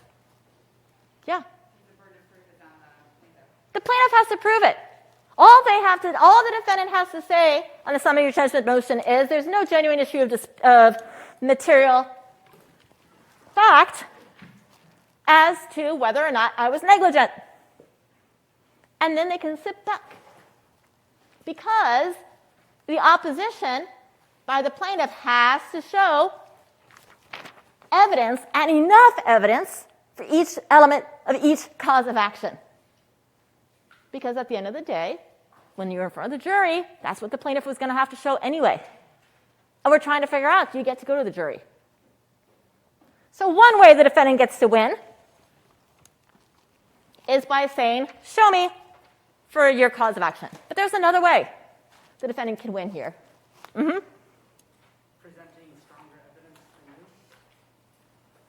Like if the defendant has evidence that contradicts the evidence that I'm bringing, and like video proof of what's going on. Show me the evidence is one option. The other option is to, in other words, make it harder to get to that 51%, right? I'm going to poke at your evidence because I have my own evidence. So your evidence standing alone, sure, it's at 80%. But when I show my evidence, to get to that 51% is a lot harder now. Let me give you an example. Give me a restaurant you like, a chain restaurant you like to eat at. Rachel's. Okay, you like Rachel's, huh? Yep. And it's 100% sure that that's the one you want to do. That's the one you want to pick, right? Yeah. Okay, cool. Does it bother you that, and this isn't true, does it bother you that as part of their gyros they rely on ground up cockroaches? Tastes good. Tastes good, right? So at this point, the 100% accuracy of his devotion to Rachel's has been questioned, and its value has diminished based on the introduction of additional evidence, right? Yeah. I've been able to poke at his evidence with introduction of my own evidence, and therefore lower the probative value of his evidence, right? Now I can continue to layer it on. And in fact, it's been closed repeated times for health violations.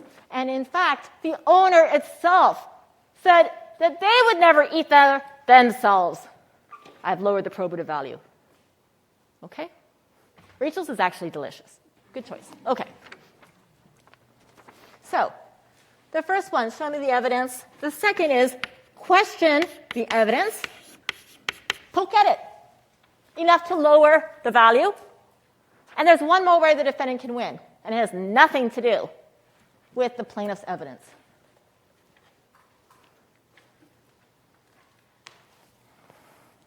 How else can a defendant win? Even if everything the plaintiff says is true, the defendant could still win. Yeah. They can reverse, say we didn't do anything wrong. But then they're disputing what the plaintiff said. There are situations where the defendant wins even if everything the plaintiff said is right. Mm-hmm. Mm-hmm. But something easier. Uh-huh.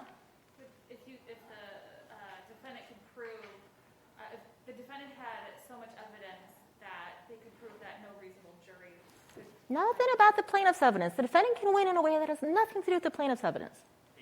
Affidavit or declaration submitted in bad faith. Uh-huh. The defense can show they have enough evidence for an affirmative defense. Yes, an affirmative defense. Remember those? They never go away. Keeps on coming back. The third way the defendant wins has nothing to do with this.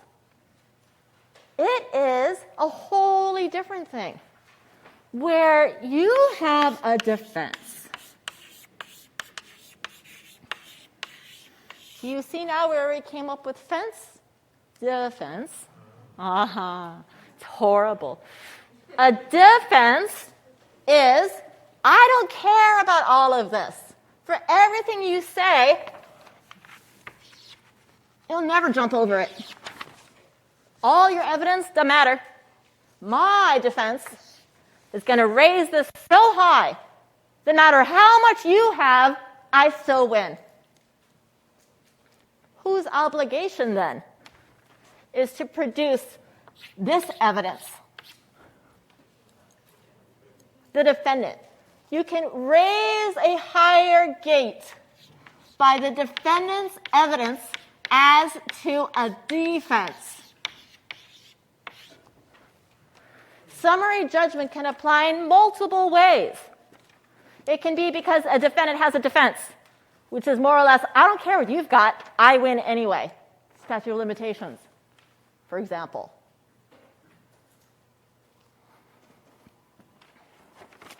The defendant can ask for summary judgment based on not enough evidence or no evidence.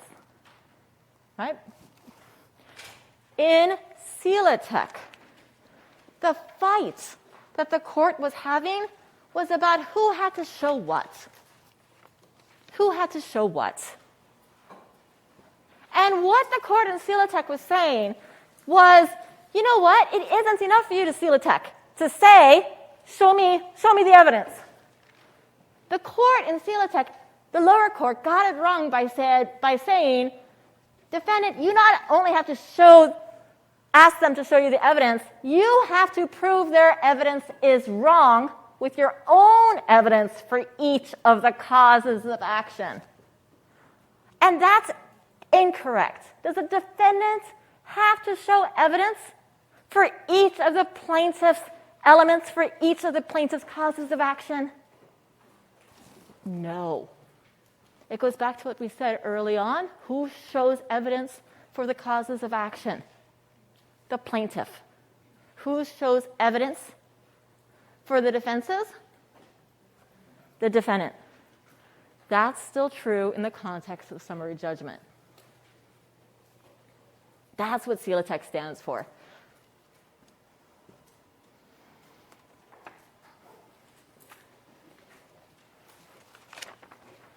Okay. I think of it in this way. Whoever has the burden of proof at trial has the burden of proof at summary judgment. Because the whole question is, do I get to go to trial? So as a result, it's going to be the same burden. I am trying to get past this to say it is justified for me to get to the jury. Now, this scenario has a defendant moving for summary judgment, but can a plaintiff move for summary judgment?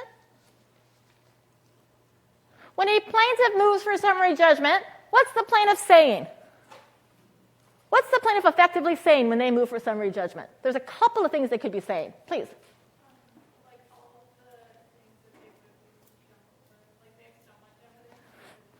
They have so much evidence, so much that no reasonable jury could find for the defendant.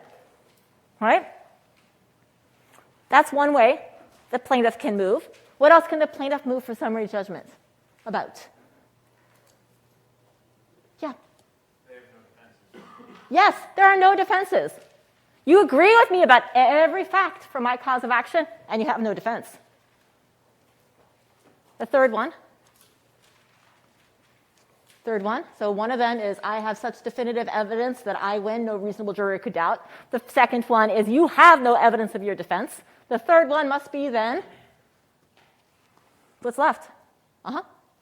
Maybe that there is no dispute as to facts, like both parties agree on the facts. Yes, and when that happens, all that's left is a question of law. Those same three can apply for the plaintiff or the defendant.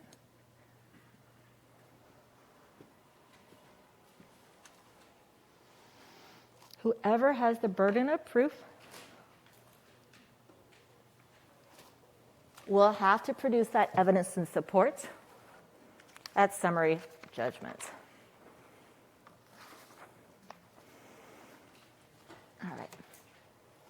So I kind of think of it as cards. What you're saying is, if you're a defendant and you're moving for summary judgment, you're saying, you want to win at this hand of poker? Show me your cards. You can't just say you won. Show me. Prove it. Right? Please. Yeah, on 238, there's a, because it says that the non-moving party may not produce evidence in a form that would be admissible at trial. Yep. And then on the board, you have that it has to be admissible? It has to be admissible it has to be eventually admissible. Meaning that the way you present it in summary judgment doesn't have to be the same way you're going to eventually present it at trial, but the way you eventually are going to present it at trial has to be admissible. Okay. All right? Okay. When you file for summary judgment, you are filing a boatload of documents. You're filing a motion, right? The plaintiff hereby moves for summary judgment. Notice of a motion. Sometimes your motion and notice of a motion are a single document. Remember that notice is the same as any other notice? The date, time, and place. This is going to be heard. Your memorandum of points and authorities. Why you're right that you have 51% or more. Why you're right that your defense applies. It's the actual brief. But here's the interesting one, the separate statement of undisputed facts. What rule creates an obligation for a separate statement of undisputed facts? What part of Rule 56?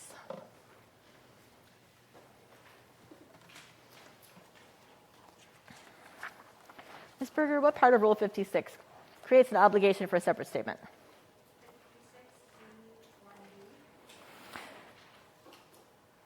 56.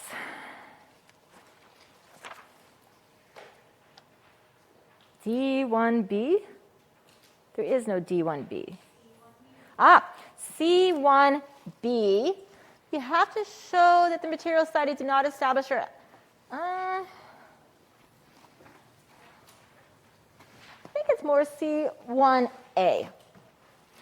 C1A requires that you cite the particular parts of the materials in the record, including depositions, documents, electronically stored information, stipulations, etc., to prove up your brief. Hey, in other words, remember all that discovery you got? You're not just going to hand the judge, well, here's what everything that happened before we got here. You are going to provide the identified pieces of discovery that support your motion. How do you do that? You provide a separate statement. Oh, do I have a separate? Where's my separate statement? Oh, dear. You provide a separate statement, and that separate statement will lay out each of these requirements. I am going to explain how this looks then.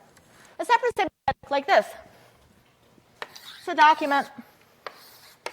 And in the document, you lay out for each of your elements or each of your defenses, right? So let's say it's a contract to paint my fence. You might write, the parties signed a contract, right? Each number is one fact. One fact. How do I know this is true? Exhibit 1. And what will that exhibit be? The contract. Right? Then neighbors saw The signing. Exhibit 2, the depot of the neighbor, right? So this document, you lay out every fact and each piece of evidence that supports it. Where do you attach the pieces of evidence? What part of it do you think? Exhibit list. Right? The affidavit is you saying everything in that exhibit list is a true and correct copy of what you say it is. In other words, as part of your requirement of providing actual evidence under Rule 56, you submit the actual evidence to the court as part of the summary judgment package. It's submitted as part of a separate statement. The actual exhibits come in under an exhibit list, and it's the attorney in their affidavit that confirms that what you attached is real.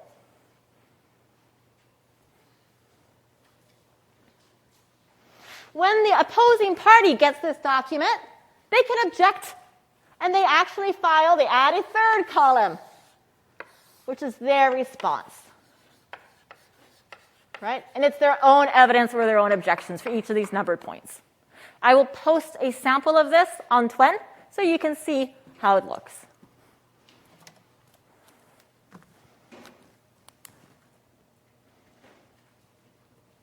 In fact, can you guys see if you can pull one and just post one?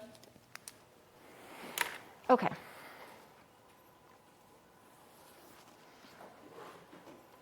Let's try this.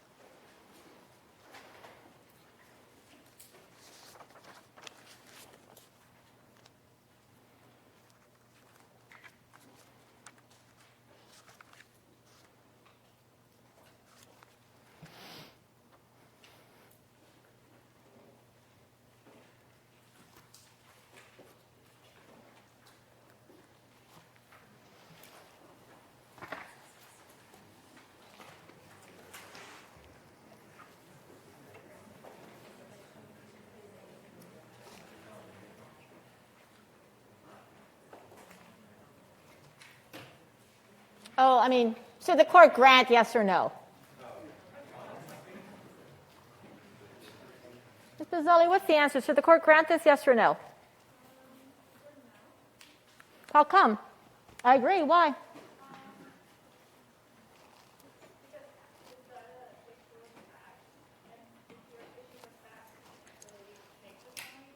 Awesome. I've created an issue of fact. And in fact, I'm so sure of this because this is what happened in Celotex when it was remanded. This is that note after the case. It was remanded, summary judgment was denied, the parties moved on to settle. Go ahead. If you change this a little bit and say instead of a pathologist, it was somebody that they don't regard as an expert, would that waiver it?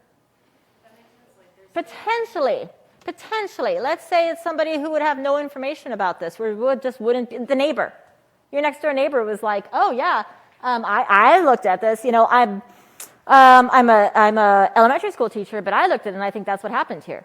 That would go to the value of the evidence. And perhaps the question at that point, has there been a genuine dispute or not? Is it enough to create a genuine dispute?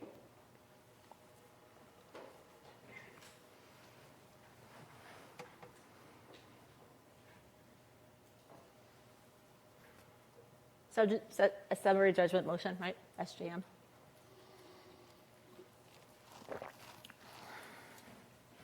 It can be an SJM or an MSJ. You see them both. I don't know. We're just lawyers and we don't like full words, unless they're in Latin.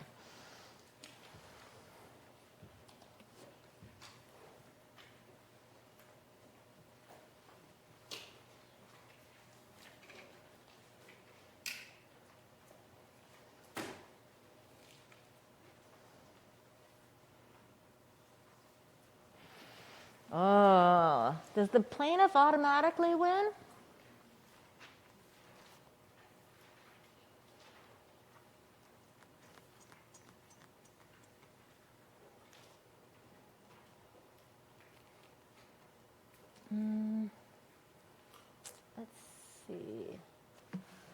Ms. Smead, does the plaintiff automatically win here? Why not? Because my voice sounds very hedgy of it. No, why?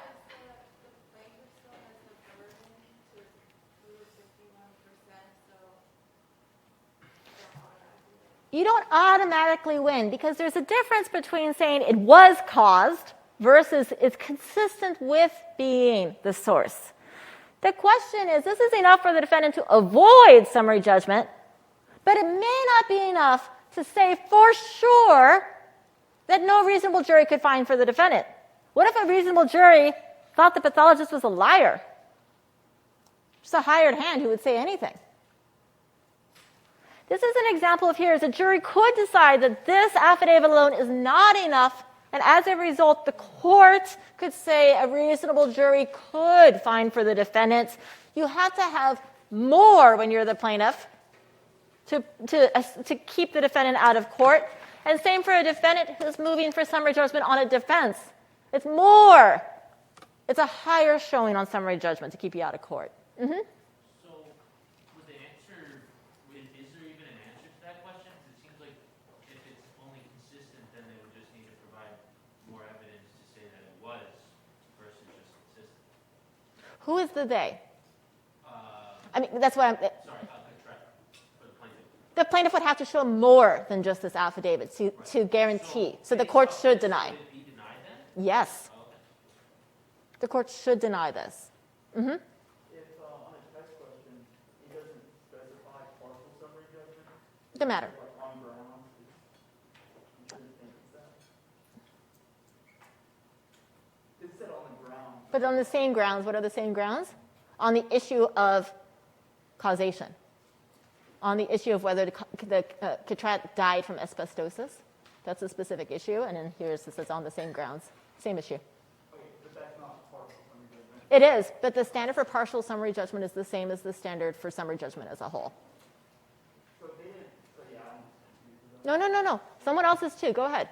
So if they didn't produce any evidence to say that they didn't, Yeah, but whose job is it to prove causation? yeah, I guess so. I mean, No. This is important because this is where the court got all tripped up in Senatech too, right? You're like with the Supreme Court, who also was like, well, what are we going to do here? The plaintiff has the burden for each of the elements. And the question is that affidavit guaranteed enough to get you that 51% you need? And when we have summary judgment, it's probably not enough. This is an example of that third no reasonable jury could find for the opposing party. And like I said earlier, that's the hardest one to wrap our head around because it requires us to weigh the evidence. Is it 51? Is it 72? Is it 32? One piece of evidence that says it's merely consistent isn't enough to say the plaintiff wins on causation. Mm-hmm. So when they say like no reasonable jury could find for the opposing party, it's because they didn't produce enough evidence. Yes. The third one comes up with the quantum, and not like the number of pieces, the strength of the evidence, the actual strength of the evidence. Mm-hmm. So I guess I'm confused on this too. So under E it says that the court could ask them to provide more evidence and or force Celotex to provide some evidence that it wasn't. And then secondly, like would it change? I mean, so what we're talking about with consistent is really what this is. That's, yes. So if we were to say, I mean, I would consider consistent more than 50%, but if you were to say more likely than not, then they should. If the affidavit, what I would ideally want for the plaintiff, like, what the heck? If the plaintiff wanted to actually win here, I'm going to want a pathologist who says Catra died because of asbestosis. Right? And you need that when there's no other evidence. If I want to prove causation, consistent doesn't get me 51. What else could he have died of? Mesothelioma? Cancer? I don't know what the basis of the report is. Go ahead. Would you also have to prove that the asbestos No, because the only issue is causation. That was the only issue they're moving for summary judgment on. That he died of asbestosis. That's the only question that was on summary judgment. So the other process of action would still go on to trial? Yep, there you go. This is Rule 56A, is partial summary judgment, summary adjudication. Okay? You guys are still wavering, and I can tell. Ask the question. Go ahead. So just consistent means that is one option, but there could be other options? Yes. If it's consistent with a car crash, like you look like you got hit by a car, well, maybe you got ran over by a bull or beaten with a bat, but it's consistent with one of them, but it's consistent with this other alternative. Consistent is so much closer to 50% than 51. That's what the problem is here. You guys, you're lawyers. This is the game.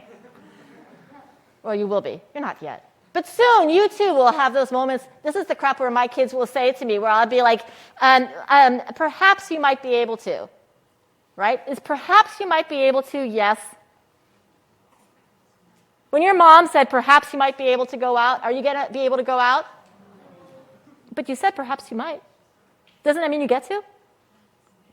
But you said, perhaps you might. If you say consistent, does that mean he died of asbestosis? But it says consistent. This is the same fight. The words matter because they go to the probative value. And the probative value is on the plaintiff. This is enough to create and avoid the defendant automatically winning because the party has to construe the facts in whose favor. Because that's really what matters here. On a motion for summary judgment, and if the facts are ambiguous, on whose part must the court construe the facts? The non-movement. If there's any ambiguity, the court has to construe the facts in favor of the opposing party. In this first one, the plaintiff is the opposing party. The ambiguity helps them. In the second one, the ambiguity helps the defendants. Yes. So if it had said more likely than not died instead of consistent, would that then? That would have been better. Yeah.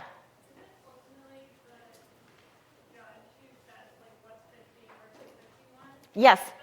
Oh, at summary judgment, yes.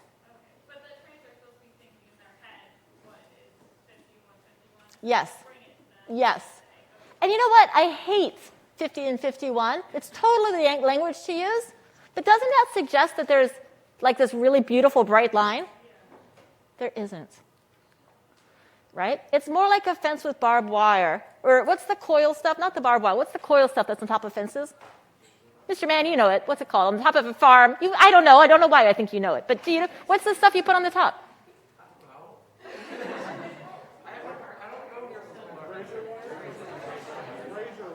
Laser wire? Razor wire. I don't know why I thought you would just automatically. I guess. I don't know. Razor wire, right? So depending on where the razor wire is, how high it is varies, right? If it's really spread out, maybe parts of it might be higher than others. So 50-51, is it really a straight fence across? That's not so easy to say. There's like this room here. Yeah. So the difference between causes of action and factual allegations in the complaint. Yeah. Cause of action gives you the ability to sue for damages, and a factual allegation could underpin a cause of action. Yes. But a cause of action is more of a summary. Is that accurate? A cause of action is a legal label that tells you the consequences of a series of potential allegations or facts. So if you get rid of a cause of action, then the whole complaint falls apart. No. I can have 3 causes of action. I'm going to sue you for negligence, breach of contract, and recklessness. If I'm able to toss out the breach of contract, I don't want to use that finger. So I toss out one of them, right? Then my other 2 causes of actions still exist. But in this case, There's only one cause of action. Here, it's one cause of action with 4 elements. If I knock out one element, right? If I'm a defendant and I can say to you, if I'm in the defendant and I can knock out one element, what happens to the plaintiff's cause of action? One cause of action with 4 elements, I knock out one element. It's dismissed. These are elements. We are in our cupcake world. You must have a teeny tiny cake. And then that requires your flour and your egg and your sugar. And if you get rid of one of those, you didn't make a teeny tiny cake. Yeah. I'm still kind of hung up on it. So the 51%, is that counting preponderance of evidence? Like it has to be 51%? Yes. Preponderance of evidence is 51%. There's another way of saying something. Yeah. Yeah. Okay, so I'm just wondering, even though the burden of proof on the plaintiff is on the preponderance of evidence, because the question of causation is specific of the question whether the defendant is liable. Mm-hmm. So to show that no reasonable jury could find for the opposing party, Mm-hmm. the plaintiff has to do more than, because I think there's a tension between the fact that the only burden on the plaintiff is of the preponderance of evidence, just 51%, and then we're also saying that the plaintiff has to prove, really, really prove that it is the defendant action that caused the death. Yes. That's a very high bar, even though the burden on the plaintiff is just the preponderance of evidence as against proof beyond reasonable doubt. Yes. So this is at the heart of it, you guys. This is exactly at the heart of it. You have some tension here. At the end of the day, to win a trial, you need 51%, right? But to get past summary judgment, right, that's all you need too. If you want to win summary judgment, the plaintiff's going to have to end up showing even more than 51%. Why? What is it in the language of Rule 56 that makes it so that if the plaintiff moves for summary judgment,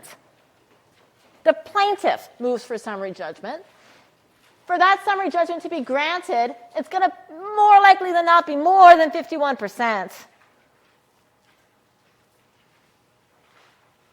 You can get there in a couple different ways from interpreting the language in 56. You can get it from here. Yeah. Entitled as a matter of law, not just 51%. Another way you can get there, no genuine dispute. No genuine dispute suggests you need more than what you would have to show at trial to get the case knocked out now, if you're the plaintiff, right? Any other way you can get there?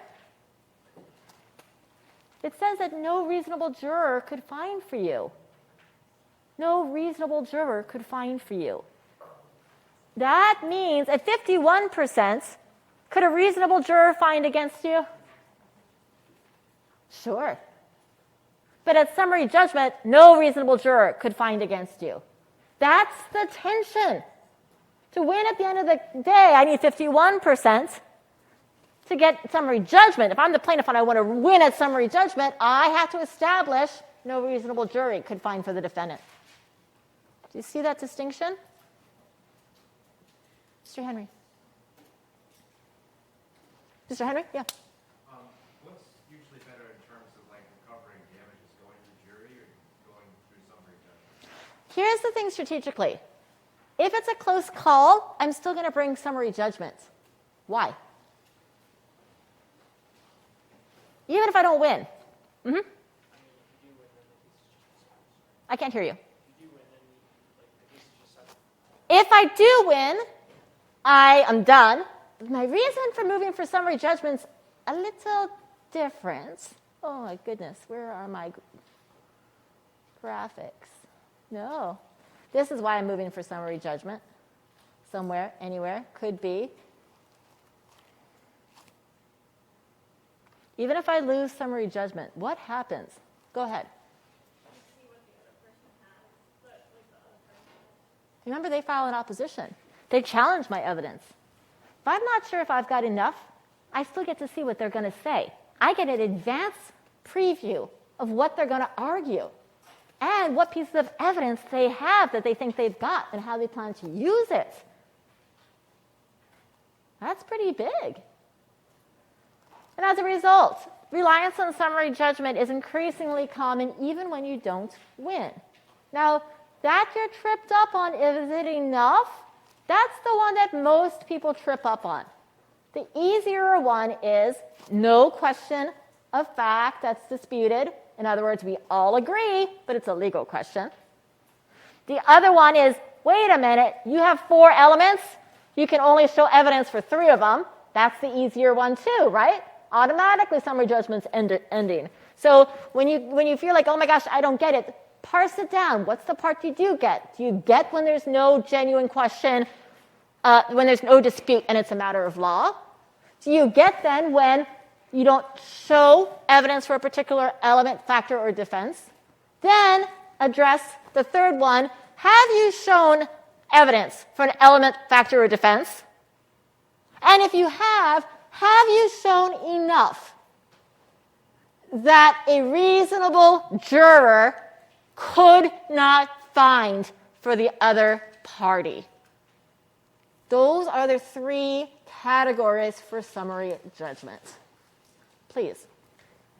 So that also means that for the plaintiff to file or succeed at summary judgment, the plaintiff can also prove that it has established all the elements of the cause of action, but that the defendant has not discharged the burden of proof for the defense is asserted. Yes. Hold on to your seats because it can get messier. It is possible for parties to file cross motions. Oh, Lord. A cross motion. Cross motions for summary judgment are possible. It is important when you see cross motions for summary judgment, take each motion separately for analysis. Analyze whether the defendant's motion should be granted using the criteria we've used. Then get that answer. Stop, full stop, reset, analyze the other motion separately. Because you can have a situation where the plaintiff's saying, I get summary judgment, and the defendant's saying, I get summary judgment, because the plaintiff may think that the particular defense doesn't apply. Or you have other situations at play. So if you ever see cross motions for summary judgment, it's just the same analytically as a single motion. Take them in turn. One thing to keep in mind, if both parties are moving for summary judgment and both parties say there's no genuine issue of material fact, what does that really tell you? If both parties move for summary judgment on a cause of action, and both parties say there's no genuine issue of material fact, It's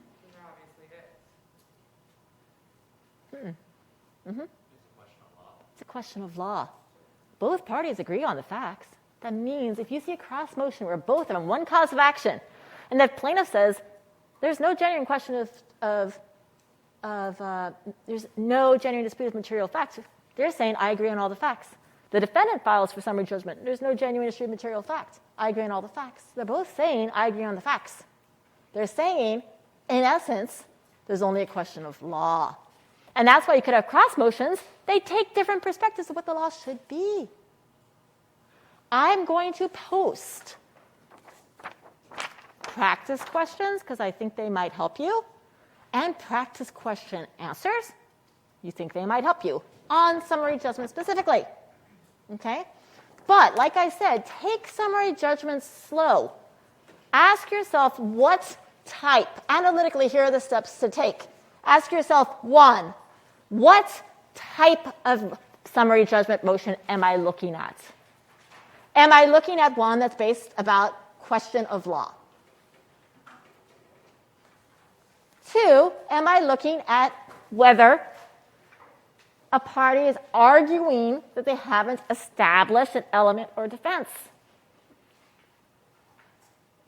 Or 3, Am I analyzing a situation here where there's some evidence offered, but the question is there enough that no reasonable jury could find for the opposing party?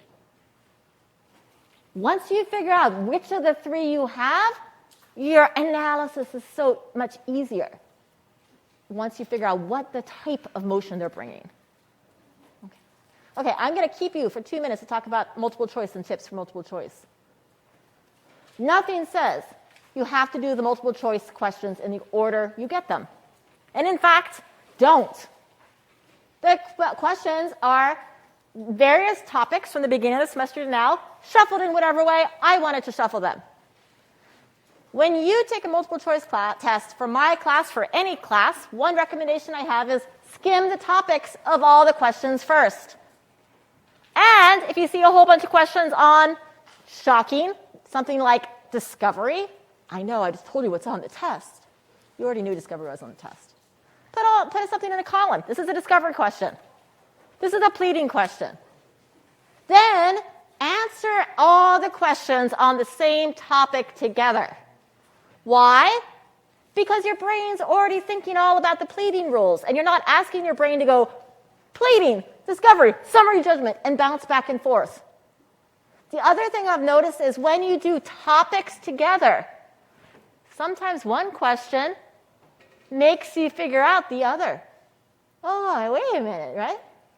Okay. So topically is my recommendation. Second, multiple choice question. Read the question, covering up the answers. Answer the question before you see the answers. That keeps you from letting the answers take your brain into moments of self-doubt, right? Last tip, if you have two answers that are right, this is law. Of course there's going to be two answers that are right. One of them is better than the other. How do you distinguish which one's better? Which one's more true most of the time? Which one's more true most of the time? And then, one last tip. If you get a question and you're like, this is the answer, and then you think, that can't be, that'd be too easy. No, that's the answer, you're done. Okay? Don't start thinking the questions, I have this happen every time. Don't add to the questions. Don't say, yeah, but what if it said this? But it didn't say that. Okay? Take the question on face value. Don't make the question into something it's not. All right. I will post these sample questions with answers. See you on Tuesday.